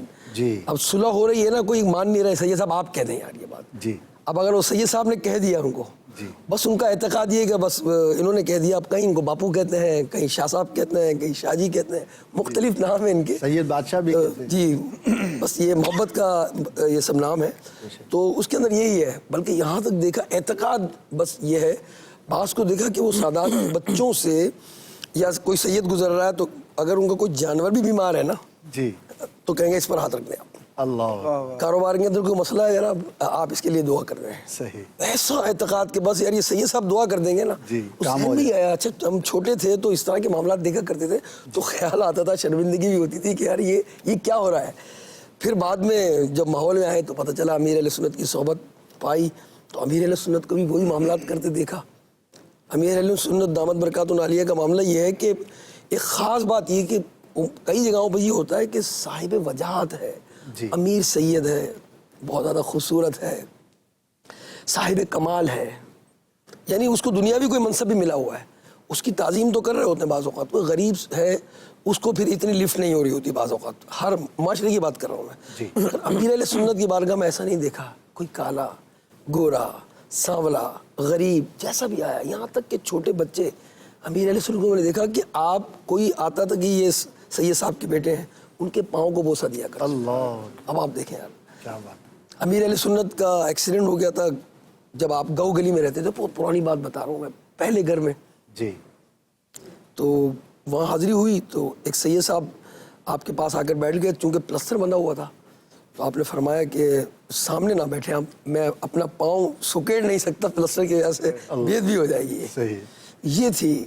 اسی طرح امیر علیہ سنت گھر تشریف لائے جب پہلی مرتبہ ہمارے یہاں، تو ساری سیٹس جو تھیں صوفے کی وہ فل ہو گئی تھیں. ایک سید صاحب آئے جو مجھے ماحول میں بھی لے کر آئے. اب وہ آئے تو نیچے بیٹھ گئے. امیر اہل سنت دامت برکاتہ عالیہ بھی نیچے بیٹھ گئے. کہنے لگے کہ سید صاحب نیچے بیٹھے ہوئے تو میں کیسے اوپر بیٹھوں. اب سارے حیران کہ ایسا ادب جو ہے وہ ہم نے دیکھا نہیں اس طرح، کہ اس طرح اتنا بڑا عالم، اتنا بڑا نام جن کا، اور وہ سب کے سامنے اتنی انکساری اور عاجزی کا جو ہے وہ پیکر بن جائے. اور سادات کی اتنی عزت کرتا ہوں ماشاءاللہ. پھر ہاتھوں کو بوسہ دینا. دعا کے تعلق سے مجھے ہلکی ہلکی یادیں کہ جب دعا ہوتی تھی اس وقت ظاہر ہے کہ سیکیورٹی کے اتنے معاملات بھی نہیں تھے، تو امیر علیہ سنت جو ہے وہ اعلان فرماتے تھے کہ اگر کوئی اجتماع میں سید صاحب ہیں تو وہ قریب آ جائیں، اور اس میں آپ نے ایک دفعہ نیت اظہار فرمایا کہ نیت یہ ہوتی تھی کہ سادات کرام قریب ہوں گے تو انشاءاللہ ان کی برکت سے دعا قبول ہو جائے گی۔ بالکل ایسا ہی ہے کہ کئی گراؤنڈ میں امیر علیہ سنت کئی سال یہ معمول رہا آپ کا کہ جب اجتماعی دعا ہوتی تھی تو اعلان فرما دیا کرتے تھے کہ جتنے سید سامان ہیں آگے آ جائیں۔ سبحان اللہ۔ بلکہ مجھے ایک واقعہ یاد آ گیا اس میں کہ میرا شاید دوسرا ہی سال تھا اجتماع کا، تو میں آگے تو آگے، اب لوگ تو جو قریب قریب اور بیٹھے ہوئے تو اتنے سیٹ سے آئے، اور اب میں جگہ تلاش کر رہا ہوں کہ مجھے بھی کوئی قرب کی جگہ مل جائے۔ آپ یقین جانیے کتنی شفقت امیر علیہ سنت کی کہ مائک پر کھڑے ہوئے ہیں اور بہت سارا لوگوں کا مجموعہ ہے، ابتدائی تھا غالباً 84 کا واقعہ یہ، اور امیر علیہ سنت نے کہا کہ میں جگہ تلاش کر رہا ہوں، تو مجھے مائک پر بربلا آپ نے کہا آپ ادھر آ جائیں، ادھر اللہ وہ قریب بلا لیا انہوں نے۔ سبحان یہ اللہ، ان کی سبحان ماشاءاللہ کیا بات ہے، سے محبت، اور یہ سیکھنا ہے ہمارے لیے۔ دیکھیے ان بزرگوں کے واقعات، بڑوں کے طور اتوار دیکھیں، یہ بڑے ہیں۔ امیر علیہ سنت کے اگر کوئی مرید سید صاحب بھی ہوتے ہیں تو ان کی نسبت کا بھی آپ خیال رکھتے ہیں، حالانکہ آپ پیر ہیں، اتنے زبردست جو ہے وہ عالم ہے، اتنی بڑی پرسنالٹی ہے، اتنا اللہ پاک نے آپ کو مقام اور مرتبہ عطا فرمایا، لیکن نسبت کا خیال رکھنا، اور سرکار صلی اللہ تعالی علیہ وسلم سے اس سے بڑی اور کیا نسبت ہوگی کہ جو آپ کے آل میں سے، آپ کے اولاد میں سے ہوں، تو اس نسبت کا لحاظ ہم نے کمال انداز پر کرتے ہوئے دیکھا۔ جب کوئی چیز تقسیم کرتے ہیں تو اگر کوئی سید صاحب موجود ہیں تو ان کو 2 جو ہے وہ عطا فرمائیں گے، اور نارملی ایک چیز دی جاتی ہے۔ تو ادب کا تعلق جو ہے آپ کے دل سے ہوتا ہے اور عرف و عادت سے ہوتا ہے۔ جو چیز ادب میں شمار کی جاتی ہے اس کے اندر آپ جتنا بھی مبالغہ کریں جو کہ شریعت کے دائرے میں رہ کر ہو تو اس کی کوئی لمٹ نہیں ہوتی۔ اسی لیے بزرگوں کے الگ الگ انداز، الگ الگ واقعات، الگ الگ چیزیں جو ہے وہ ہمیں سننے کو ملتی ہیں۔ اللہ پاک ہمیں بھی سادات کا مزید ادب کرنے کی توفیق عطا فرمائے۔ انشاءاللہ مزید اس پہ مدنی پھول حاصل کریں گے۔ آج ہمارا ایک سیگمنٹ تھا کہ ہم نے کچھ محاورات اور اس سے حاصل ہونے والا سبق۔ جی قذافی شاہ صاحب۔ بالکل، جو محاورے ہیں تو یہ بھی سمجھنے کے کچھ واقعات کی طرف یا کچھ ریئلٹیز کی طرف جو ہے نا وہ اس کی عکاسی کر رہے ہوتے ہیں۔ جی، ایک محاورہ ہے جیسے جس کا کام اسی کو ساجے، جس کا کام اسی کو ساجے۔ جی، مشہور محاورہ ہے، مشہور محاورہ ہے۔ اب عربی کے اندر یہ ہے لکل فن رجال، صحیح، کہ جو ہر فن کے جو ہے وہ مرد ہوتے ہیں۔ جی، یعنی جس کا فیلڈ ہے، جس کا شعبہ ہے، تو اسے ہی وہ کام اچھے انداز سے کرنا ہے۔ اب اگر ہر ایک جو ہے وہ کام کو اپنے ہاتھ میں لینا شروع کر دے گا، جیسے کوئی قصاب ہے، یعنی اس نے گوشت کاٹنے کا کام کرنا ہے، اب اس کو کوئی طریقے سکھانا شروع کر دے گا، یا پھر یہ کرے کہ وہ چھری سنبھال لے اور خود سے جو ہے قصاب بن جائے۔ جیسے ہمارے ہاں جو ہے وہ جب عید قربان کے موقع پہ تو اب وہ کیا ہے، وہ تو نہ تو صحیح طریقے سے ذبح کر پاتے ہیں بعض دفعہ، اور کھال بھی اس کا بھی بالکل جو ہے وہ سمجھ لیں کاٹ پیٹ دیتے ہیں، تو بعض دفعہ جانور کو بھی بہت زیادہ اذیت کا معاملہ کرنا ہوتا ہے۔ جی، تو اسی طریقے سے ڈاکٹر ہے، اب ڈاکٹر ہے تو اب ہر ایک جو ہے وہ جو ڈاکٹر کا کام ہے، جیسے ہم اگر کوئی بیمار ہو جاتا ہے تو ہم ڈاکٹر کے پاس ہی جاتے ہیں، ایسا ہی، اور اگر کسی کو کوئی آپریشن وغیرہ کروانا ہے کوئی، تو وہ دیکھتا ہے کہ اچھے سے اچھا سرجن جو ہوتا ہے، ماہر کون ہے، ماہر ہوتا ہے، اس کے پاس جاتے ہیں، اور وہ ماہر ہی ظاہری بات ہے صحیح انداز میں جو ہے وہ سرجری کر سکتا ہے، اس کا کام ہے، اس کی فیلڈ ہے۔ ایسے جتنے بھی اگر شعبہ جات ہم دیکھے جائیں تو ہر شعبہ جات کے اندر کیا ہے، انسان کی یہ کوشش ہوتی ہے کہ وہ جو اس فن کا ماہر شخص ہے نا اسی کے پاس جا کے وہ کام کروایا جائے۔ جی، لیکن ہمارے معاشرے کا ایک مطلب جو ہے نا وہ بڑی یہ سمجھ لیں کہ فقدان ہے معاشرے کے اندر، اور بڑی تھوڑا سا ایک بے چینی والی اور بڑی پریشانی والی ایک بات ہے، وہ بات ہے دین کے معاملے کے اندر۔ یعنی اگر آپریشن کروانا ہے، بھلے مائنر سے آپریشن کروانا ہے تو اچھے سے اچھا سرجن ڈھونڈیں گے، ماہر ڈاکٹر، کہ جو اس فن کا ماہر ہے اس کے پاس جائیں گے۔ لیکن جب دین کا مسئلہ پوچھنا ہے یا دین متین کے حوالے سے کوئی گفتگو کرنی ہے تو وہ کیا ہے وہ بجائے اس کے کہ مفتی صاحب کے پاس جانے کے یا کسی ماہر عالم دین کے پاس جانے کے وہ کیا ہے اپنی اٹکل سے مسئلہ نکالنے کی کوشش کرتے ہیں. صحیح. اور بعض دفعہ جو ہے وہ کسی جو ہے وہ کسی اور شخص سے پوچھے. کوئی ڈاکٹر بھی ہوتے ہیں, پروفیسر بھی ہوتے ہیں, انجینئر بھی ہوتے ہیں, مختلف فیلڈز کے بڑے لوگ ہوتے ہیں, لیکن عموماً دیکھا یہ ہے کہ جس کو بظاہر دنیا کے اندر بڑا منصب ملا ہوتا ہے نا, تو بعض دفعہ کیا ہے وہ دین کے معاملات کے اندر بھی وہ اسی سے جو ہے وہ پوچھا جا رہا ہوتا ہے, اور وہ بھی جو ہے وہ عمومی طور پر رائے دے رہا ہوتا ہے کہ بھائی میرا تو یوں ہے, میرا تو یوں ہے. پچھلے دنوں جو ہے وہ الحمدللہ دعوت اسلامی کے دینی ماحول کے اندر ہمارے یہاں سلسلہ تربیت کا رہتا ہی ہے. جی. زکوٰۃ سیشن ہمارے یہاں ہوئے. بے شک. اور الحمدللہ اس زکوٰۃ سیشن مفتی حسان صاحب ہمارے یہاں گلستان جوہر میں تشریف لے کر آئے, تو زکوٰۃ سیشن کی جو ہے وہ تیاری کے سلسلے میں دعوت دینے کے لیے جا رہے تھے, تو ہماری ایک بڑے پولیس افسر سے ملاقات ہوئی نا. جی. تو اب ہم نے ان کو ریکویسٹ کی کہ دیکھیں مفتی صاحب تشریف لا رہے ہیں, تو آپ نے اس سیشن کے اندر ہمارے ساتھ شرکت کرنی ہے, انشاءاللہ بہت کچھ سیکھنے کا موقع ملے گا. انہوں نے بولا دیکھیں زکوٰۃ کے بارے میں تو جی ایسی بات تو نہیں ہے, وہ تو پتہ ہی ہے دیکھیں جی. تو میں نے کہا وہ تو ٹھیک ہے لیکن انشاءاللہ سیکھنے کا موقع ملے گا.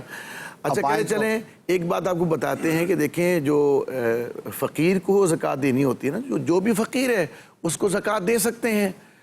تو دیکھیں بات یہ ہے کہ جس نے ہم سے مانگا, تو جو مانگنے والا ہے وہ تو فقیر ہے. اب جو مانگتا جائے گا وہ فقیر ہے, اور اس فقیر کو ہم زکوٰۃ دے سکتے ہیں. یہ وہ کہہ رہے تھے. اب وہ کہہ رہے ہیں اپنی انہوں نے اب ان کو عرض کیا کہ علی جا یہ وہ والا فقیر نہیں ہے جو مانگا اور فقیر ہے, یہاں پہ شرعی اصطلاح ہے. اچھا اب جب ان کو تھوڑا سا بتایا گیا نا ڈیٹیل, اب وہ تھوڑا سا ان کی بریک لگی. انہوں نے اچھا یہ بھی معاملہ, میں تو آج تک یہی سمجھتا رہا ہوں کہ جو بھی مانگے گا اب اس کو ہم زکوٰۃ ادا کر سکتے ہیں. تو اب یہی ہے کہ اپنے اچھا اب وہ انہوں نے یہ بھی بتایا کہ پتہ نہیں کتنے لوگوں کو میں یہ بات جو ہے بتا چکا ہوں, تو انہیں بھی بتایا گیا کہ نہیں آپ آئیں, لکل فن رجال, اس فن کے جو ماہر ہیں وہ علماء ہیں, مفتیان کرام ہیں, آپ تشریف لائیں, جو وہاں سے مسئلہ معلوم ہوگا نا وہی انشاءاللہ عز و جل وہی جو ہے مسئلہ ماشاءاللہ. جی, جس کا کام اسی کو ساجے, بہت بنیادی بات ہے, اور ہمارے زندگی کے ہر شعبے کے اندر یہ میٹر کرتا ہے. اور خاص طور پر اگر غلط ڈاکٹر کے پاس جائیں گے تو جان جائے گی, میکسیمم نقصان یہی ہے. لیکن اگر دینی اور شرعی مسئلے میں غلط آدمی کے پاس گئے تو بہت بڑا نقصان ہو سکتا ہے, آخرت داؤ پہ لگ سکتی ہے. بدعقیدہ کے پاس چلے جائیں گے تو نظریات غلط ہو سکتے ہیں. تو جس کا کام اسی کو ساجے. جب ہم دنیاوی اعتبار سے اپنی ان چیزوں کو بڑا لحاظ رکھتے ہیں تو ہمیں دینی معاملات پر بھی خیال رکھنا چاہیے. اسی سے ایک ملتا جلتا ایک ہے کہ جیک آف آل, بعض لوگ یہ بھی ہوتے ہیں ہر فن مولا, یعنی ہر فن کے ماہر بننے کی جو ہے وہ کوشش کرتے ہیں, تو ان سے بھی بچنا چاہیے. اسپیشلسٹ جو ہوتا ہے اس کی بات الگ ہوتی ہے. اسی لیے کہا گیا کہ Jack of all master of none, جو ہر فن کا ماہر بنتا ہے تو وہ پھر کسی چیز میں ماہر نہیں ہوتا, کیونکہ ایسا بہت مشکل ہوتا ہے کہ آپ ایک ہی وقت میں بہت ساری چیزوں میں اسپیشلسٹ ہو سکے. تو بہرحال ایک محاورہ تھا اور اس کے ضمن کے اندر کچھ مدنی پھول تھے. یوسف شاہ صاحب رمضان المبارک میں ماشاءاللہ مدنی مذاکرے میں آپ انہیں دیکھتے رہے, ذہنی آزمائش میں بھی آپ ان کو دیکھتے ہیں اور خدمت کرتے رہتے ہیں ماشاءاللہ مدنی چینل میں. ویسے ہوتے ہیں سارا سال ہی ہوتے ہیں, سنتے ہیں کہ ان کے پاس بھی کوئی محاورہ ہے. میرے پاس یہ محاورہ ہے کہ کہا جاتا ہے اپنے دہی کو کون کھٹا کہتا ہے. اپنے دہی کو کون کھٹا کہتا ہے, کیا مطلب ہے اس کا؟ اب اس کی تو بہت ساری مثالیں ہم نے پڑھی ہیں. اس میں یہ ہے کہ عیبوں کو ڈھونڈتی ہے عیبجو کی نظر. جو عقل مند ہوتے ہیں ہنر اور کمال ڈھونڈتے ہیں. میں جب بھی میری نظر اٹھے اور ایسے اٹھے کہ میں کسی میں عیب تلاش کروں اور اپنے آپ کی طرف توجہ نہ دوں. امیر عثمان دامت برکاتہ نے پچھلے دنوں مدنی مذاکرے میں فرمایا کہ جب کوئی آپ کی طرف ایک انگلی اٹھاتا ہے نا جی تو 3 انگلیاں اس کی طرف اشارہ کرتی ہیں. صحیح. تو عقل مند وہی ہے کہ جو دوسروں کی خامیوں کو چھوڑ کر اپنے اندر کی خامیوں کو تلاش کرے. ہمیشہ مکھی جو ہے نا, مکھی پورے جسم میں پورے صحیح سلامت جسم کو چھوڑ کے بیٹھتی کہاں ہے؟ جس جگہ پر زخم ہوتا ہے, گندگی کی طرف, جہاں سے خون وغیرہ ایسی چیزیں نکل رہی ہوتی ہیں, تو مکھی بیٹھتی اسی طرف. تو مکھی نہ بنے. صحیح. ہم اپنے دہی کو کون کھٹا کہتا ہے, اس کا مطلب یہ ہوا کہ لوگ جو ہے وہ اپنی کمزوریاں نہیں دیکھتے اور اپنی چیزوں کو اچھا ہی سمجھتے ہیں. یعنی ہر ایک کا دہی جو اپنا ہے وہ میٹھا ہی ہے گویا کہ. یہی کہتے ہیں. ماشاء اللہ واقعی ایسا ہی ہے. اور لوگ جو ہے وہ اپنی طرف ہی اچھائیوں کی نسبت کرنے کو بہت زیادہ پسند کرتے ہیں. ہمیں ایسا نہیں کرنا چاہیے بلکہ دوسروں کی اچھائیوں پہ نظر رکھیں اور اپنی کمزوریوں کی طرف ہم نظر کرتے رہیں. ورنہ معاشرے کا حال ایسا ہی ہے کہ گویا کہ ہم کہہ سکتے ہیں کہ اپنے دہی کو کون کھٹا کہتا ہے. عارف بھائی سے کچھ کلام کے اشعار سنتے ہیں انشاءاللہ. صلی اللہ علی محمد صلی اللہ علیہ وسلم صلی اللہ علی محمد صلی اللہ علیہ وسلم صلی اللہ علی محمد صلی اللہ علیہ وسلم.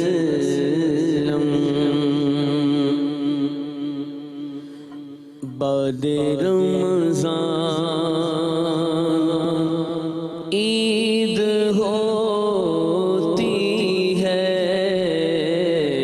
بعد رمضان عید ہوتی ہے.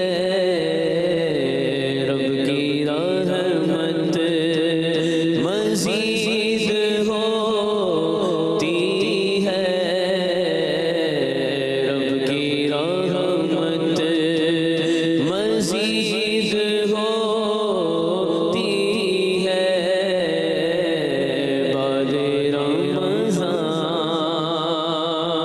جس کو آقا کی دید ہوتی ہے. جس کو آقا کی دید ہوتی ہے اس پہ قربان عید ہوتی ہے. اس پہ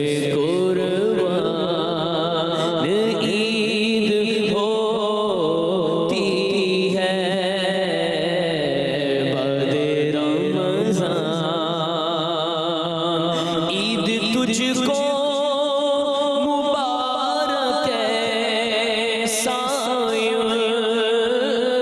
عید تجھ کو مبارک ہے سائن. روزہ داروں کی عید ہوتی ہے. روزہ داروں کی عید ہوتی ہے. رب کی رحمت مزید ہوتی ہے. بعد رمضان روزہ داروں کے واسطے واللہ. روزہ داروں کے واسطے واللہ. مغفرت کی نوید ہوتی ہے. مغفرت کی نوید ہوتی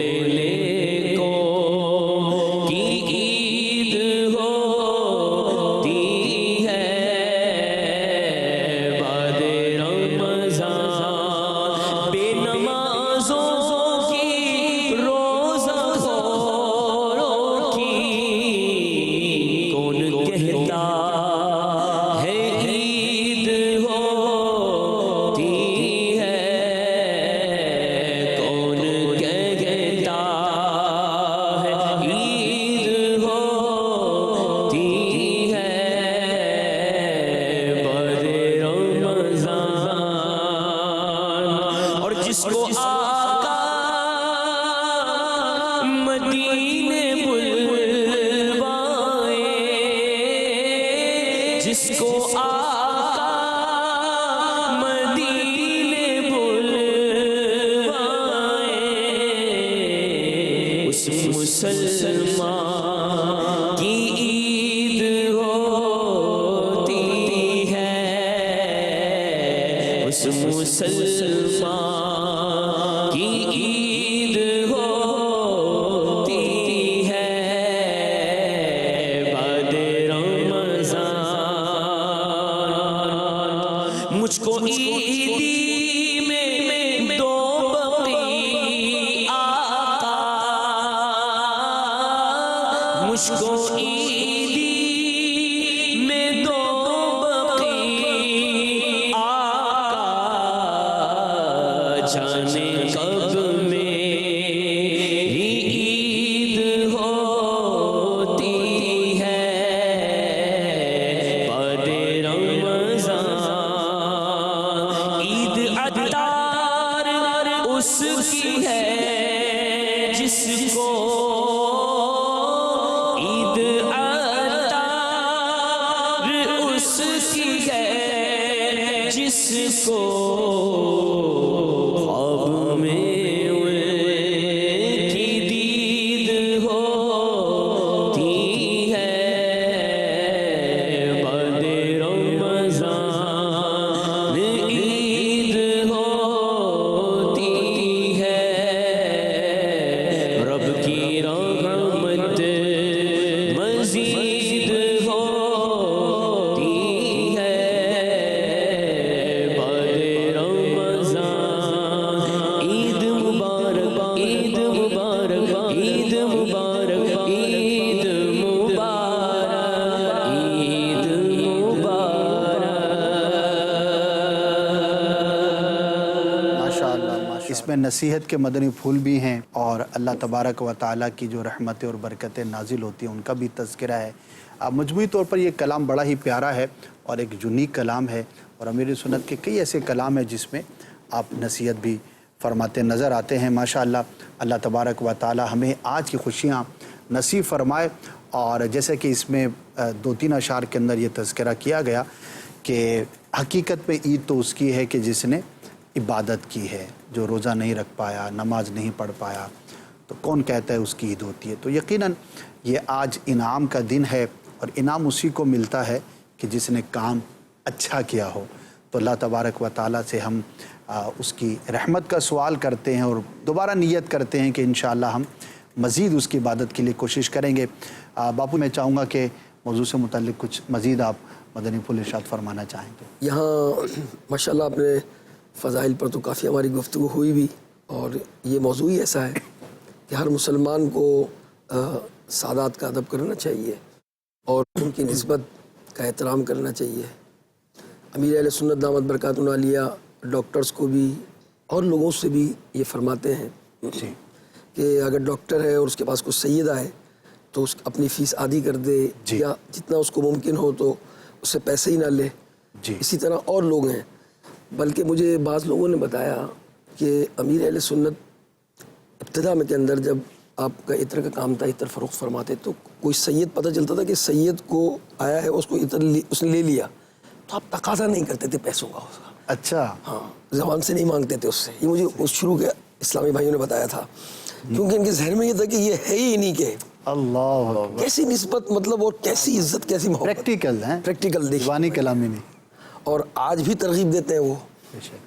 اس کے ساتھ ساتھ جو ہے وہ یہ بھی میں عرض کروں گا کہ سید صاحبان کے لیے بہت ہاتھ جوڑ کر کہ ہم سب کو بھی اپنی اس سیادت کا اور جو نسبت ہے اس کا خیال رکھنا چاہیے، کہ کہیں ایسا نہ ہو کہ کسی سے ہم ملیں اور ہمارا تعارف ہو کہ یہ سید صاحب ہیں، اور سید صاحب چہرے کی وضاقتہ سے جو ہے وہ ان کے چہرے پر نبی پاک علیہ السلام کی سنت نہ ہو، یا یہ سید صاحب ہیں نماز ہی نہیں پڑھتے، کیسی یعنی مطلب جو جس شخص سے تعارف کروایا جا رہا ہوگا وہ یہ سوچ سکتا ہے کہ سید صاحب نماز نہیں پڑھتے۔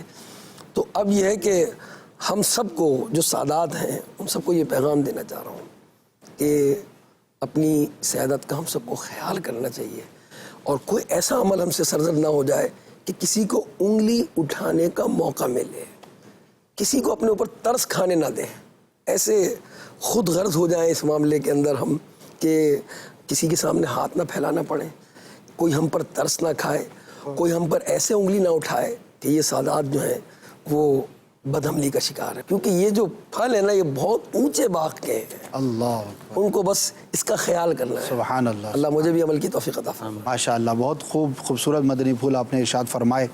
بہرحال اللہ پاک ہمیں جو ہے وہ سادات کرام کا احترام کرنے کی توفیق عطا فرمائے۔ یہ یاد رکھیے، یہ تو ماشاءاللہ خود سید صاحب ہیں، انہوں نے ایک حسن انداز پر نیکی کی دعوت دی۔ اگر کوئی سید بظاہر عمل میں کمزور بھی ہو تو ہمیں ان کی نسبت کا ہی خیال رکھنا ہے، ہم نے یہ نہیں سوچنا کہ یار اس کا ادب کیوں کروں، کیسے کروں، کیونکہ جو ادب اور تعظیم کی جو وجہ ہے وہ سرکار صلی اللہ تعالی علیہ وسلم سے نسبت ہے، بس وہ قائم ہے، تو پھر اس کے اندر ہمارا کام نہیں ہے کہ ہم یہ غور کریں کہ یہ، ہم اپنا کام کریں، تعظیم کریں، اکرام کریں اور ثواب آخرت حاصل کریں۔ البتہ اگر کوئی ایسا شخص ہے کہ وہ عقیدے کے اندر خرابی کا شکار ہو گیا اور اپنے خود ہی اس نے یوں سمجھے کہ سیادت کی جو نسبت تھی اس کا احترام نہیں کیا، تو اس کا معاملہ جدا ہوگا۔ بہرحال اگر کوئی صحیح العقیدہ ہے تو پھر اللہ تبارک و تعالیٰ کے کرم سے ہمارے لیے وہ باعث برکت ہی ہے، باعث رحمت ہی ہے۔ یہاں میں ایک حوالہ دوں گا کہ اگر آپ اس کے متعلق جو آپ نے بیان کیا تفصیل پڑھنا چاہیں تو امیر اہل سنت کی کتاب کلمات کفریہ کے بارے میں سوال جواب، اس میں سید صاحبان کا جو چیپٹر ہے اس کو بہت اہم گفتگو کی ہے امیر اہل سنت نے، بہت پیاری توجہ دلائی ہے، بہت سارے سوالات قائم کیے ہیں، اس کے جوابات دیے ہیں، ماشاءاللہ اس کو ضرور آپ مطالعہ کیجیے۔ ضرور ضرور، آج کا سمجھیے کہ اس سیگمنٹ کا یہ تحفہ لیتے جائیے کہ خواہ آپ سید صاحب ہیں یا آپ سید نہیں ہیں، دونوں کے لیے اس کے اندر مدنی پھول ہے، اور وہ بڑا ہی امپورٹنٹ ہے۔ جو امیر سنت کی کتاب کا حوالہ دیا وہ ضرور پڑھیے گا۔ اللہ تبارک و تعالی ہمیں آج کی عید سعید کی خوب خوب برکتیں حاصل کرنے کی توفیق عطا فرمائے۔ صلو علی الحبیب صلی اللہ تعالی علی محمد صلی اللہ علیہ وآلہ وسلم۔ فضل بندوں پر ہے کرتا عید میں، ہے خدا رحمت لٹاتا عید میں۔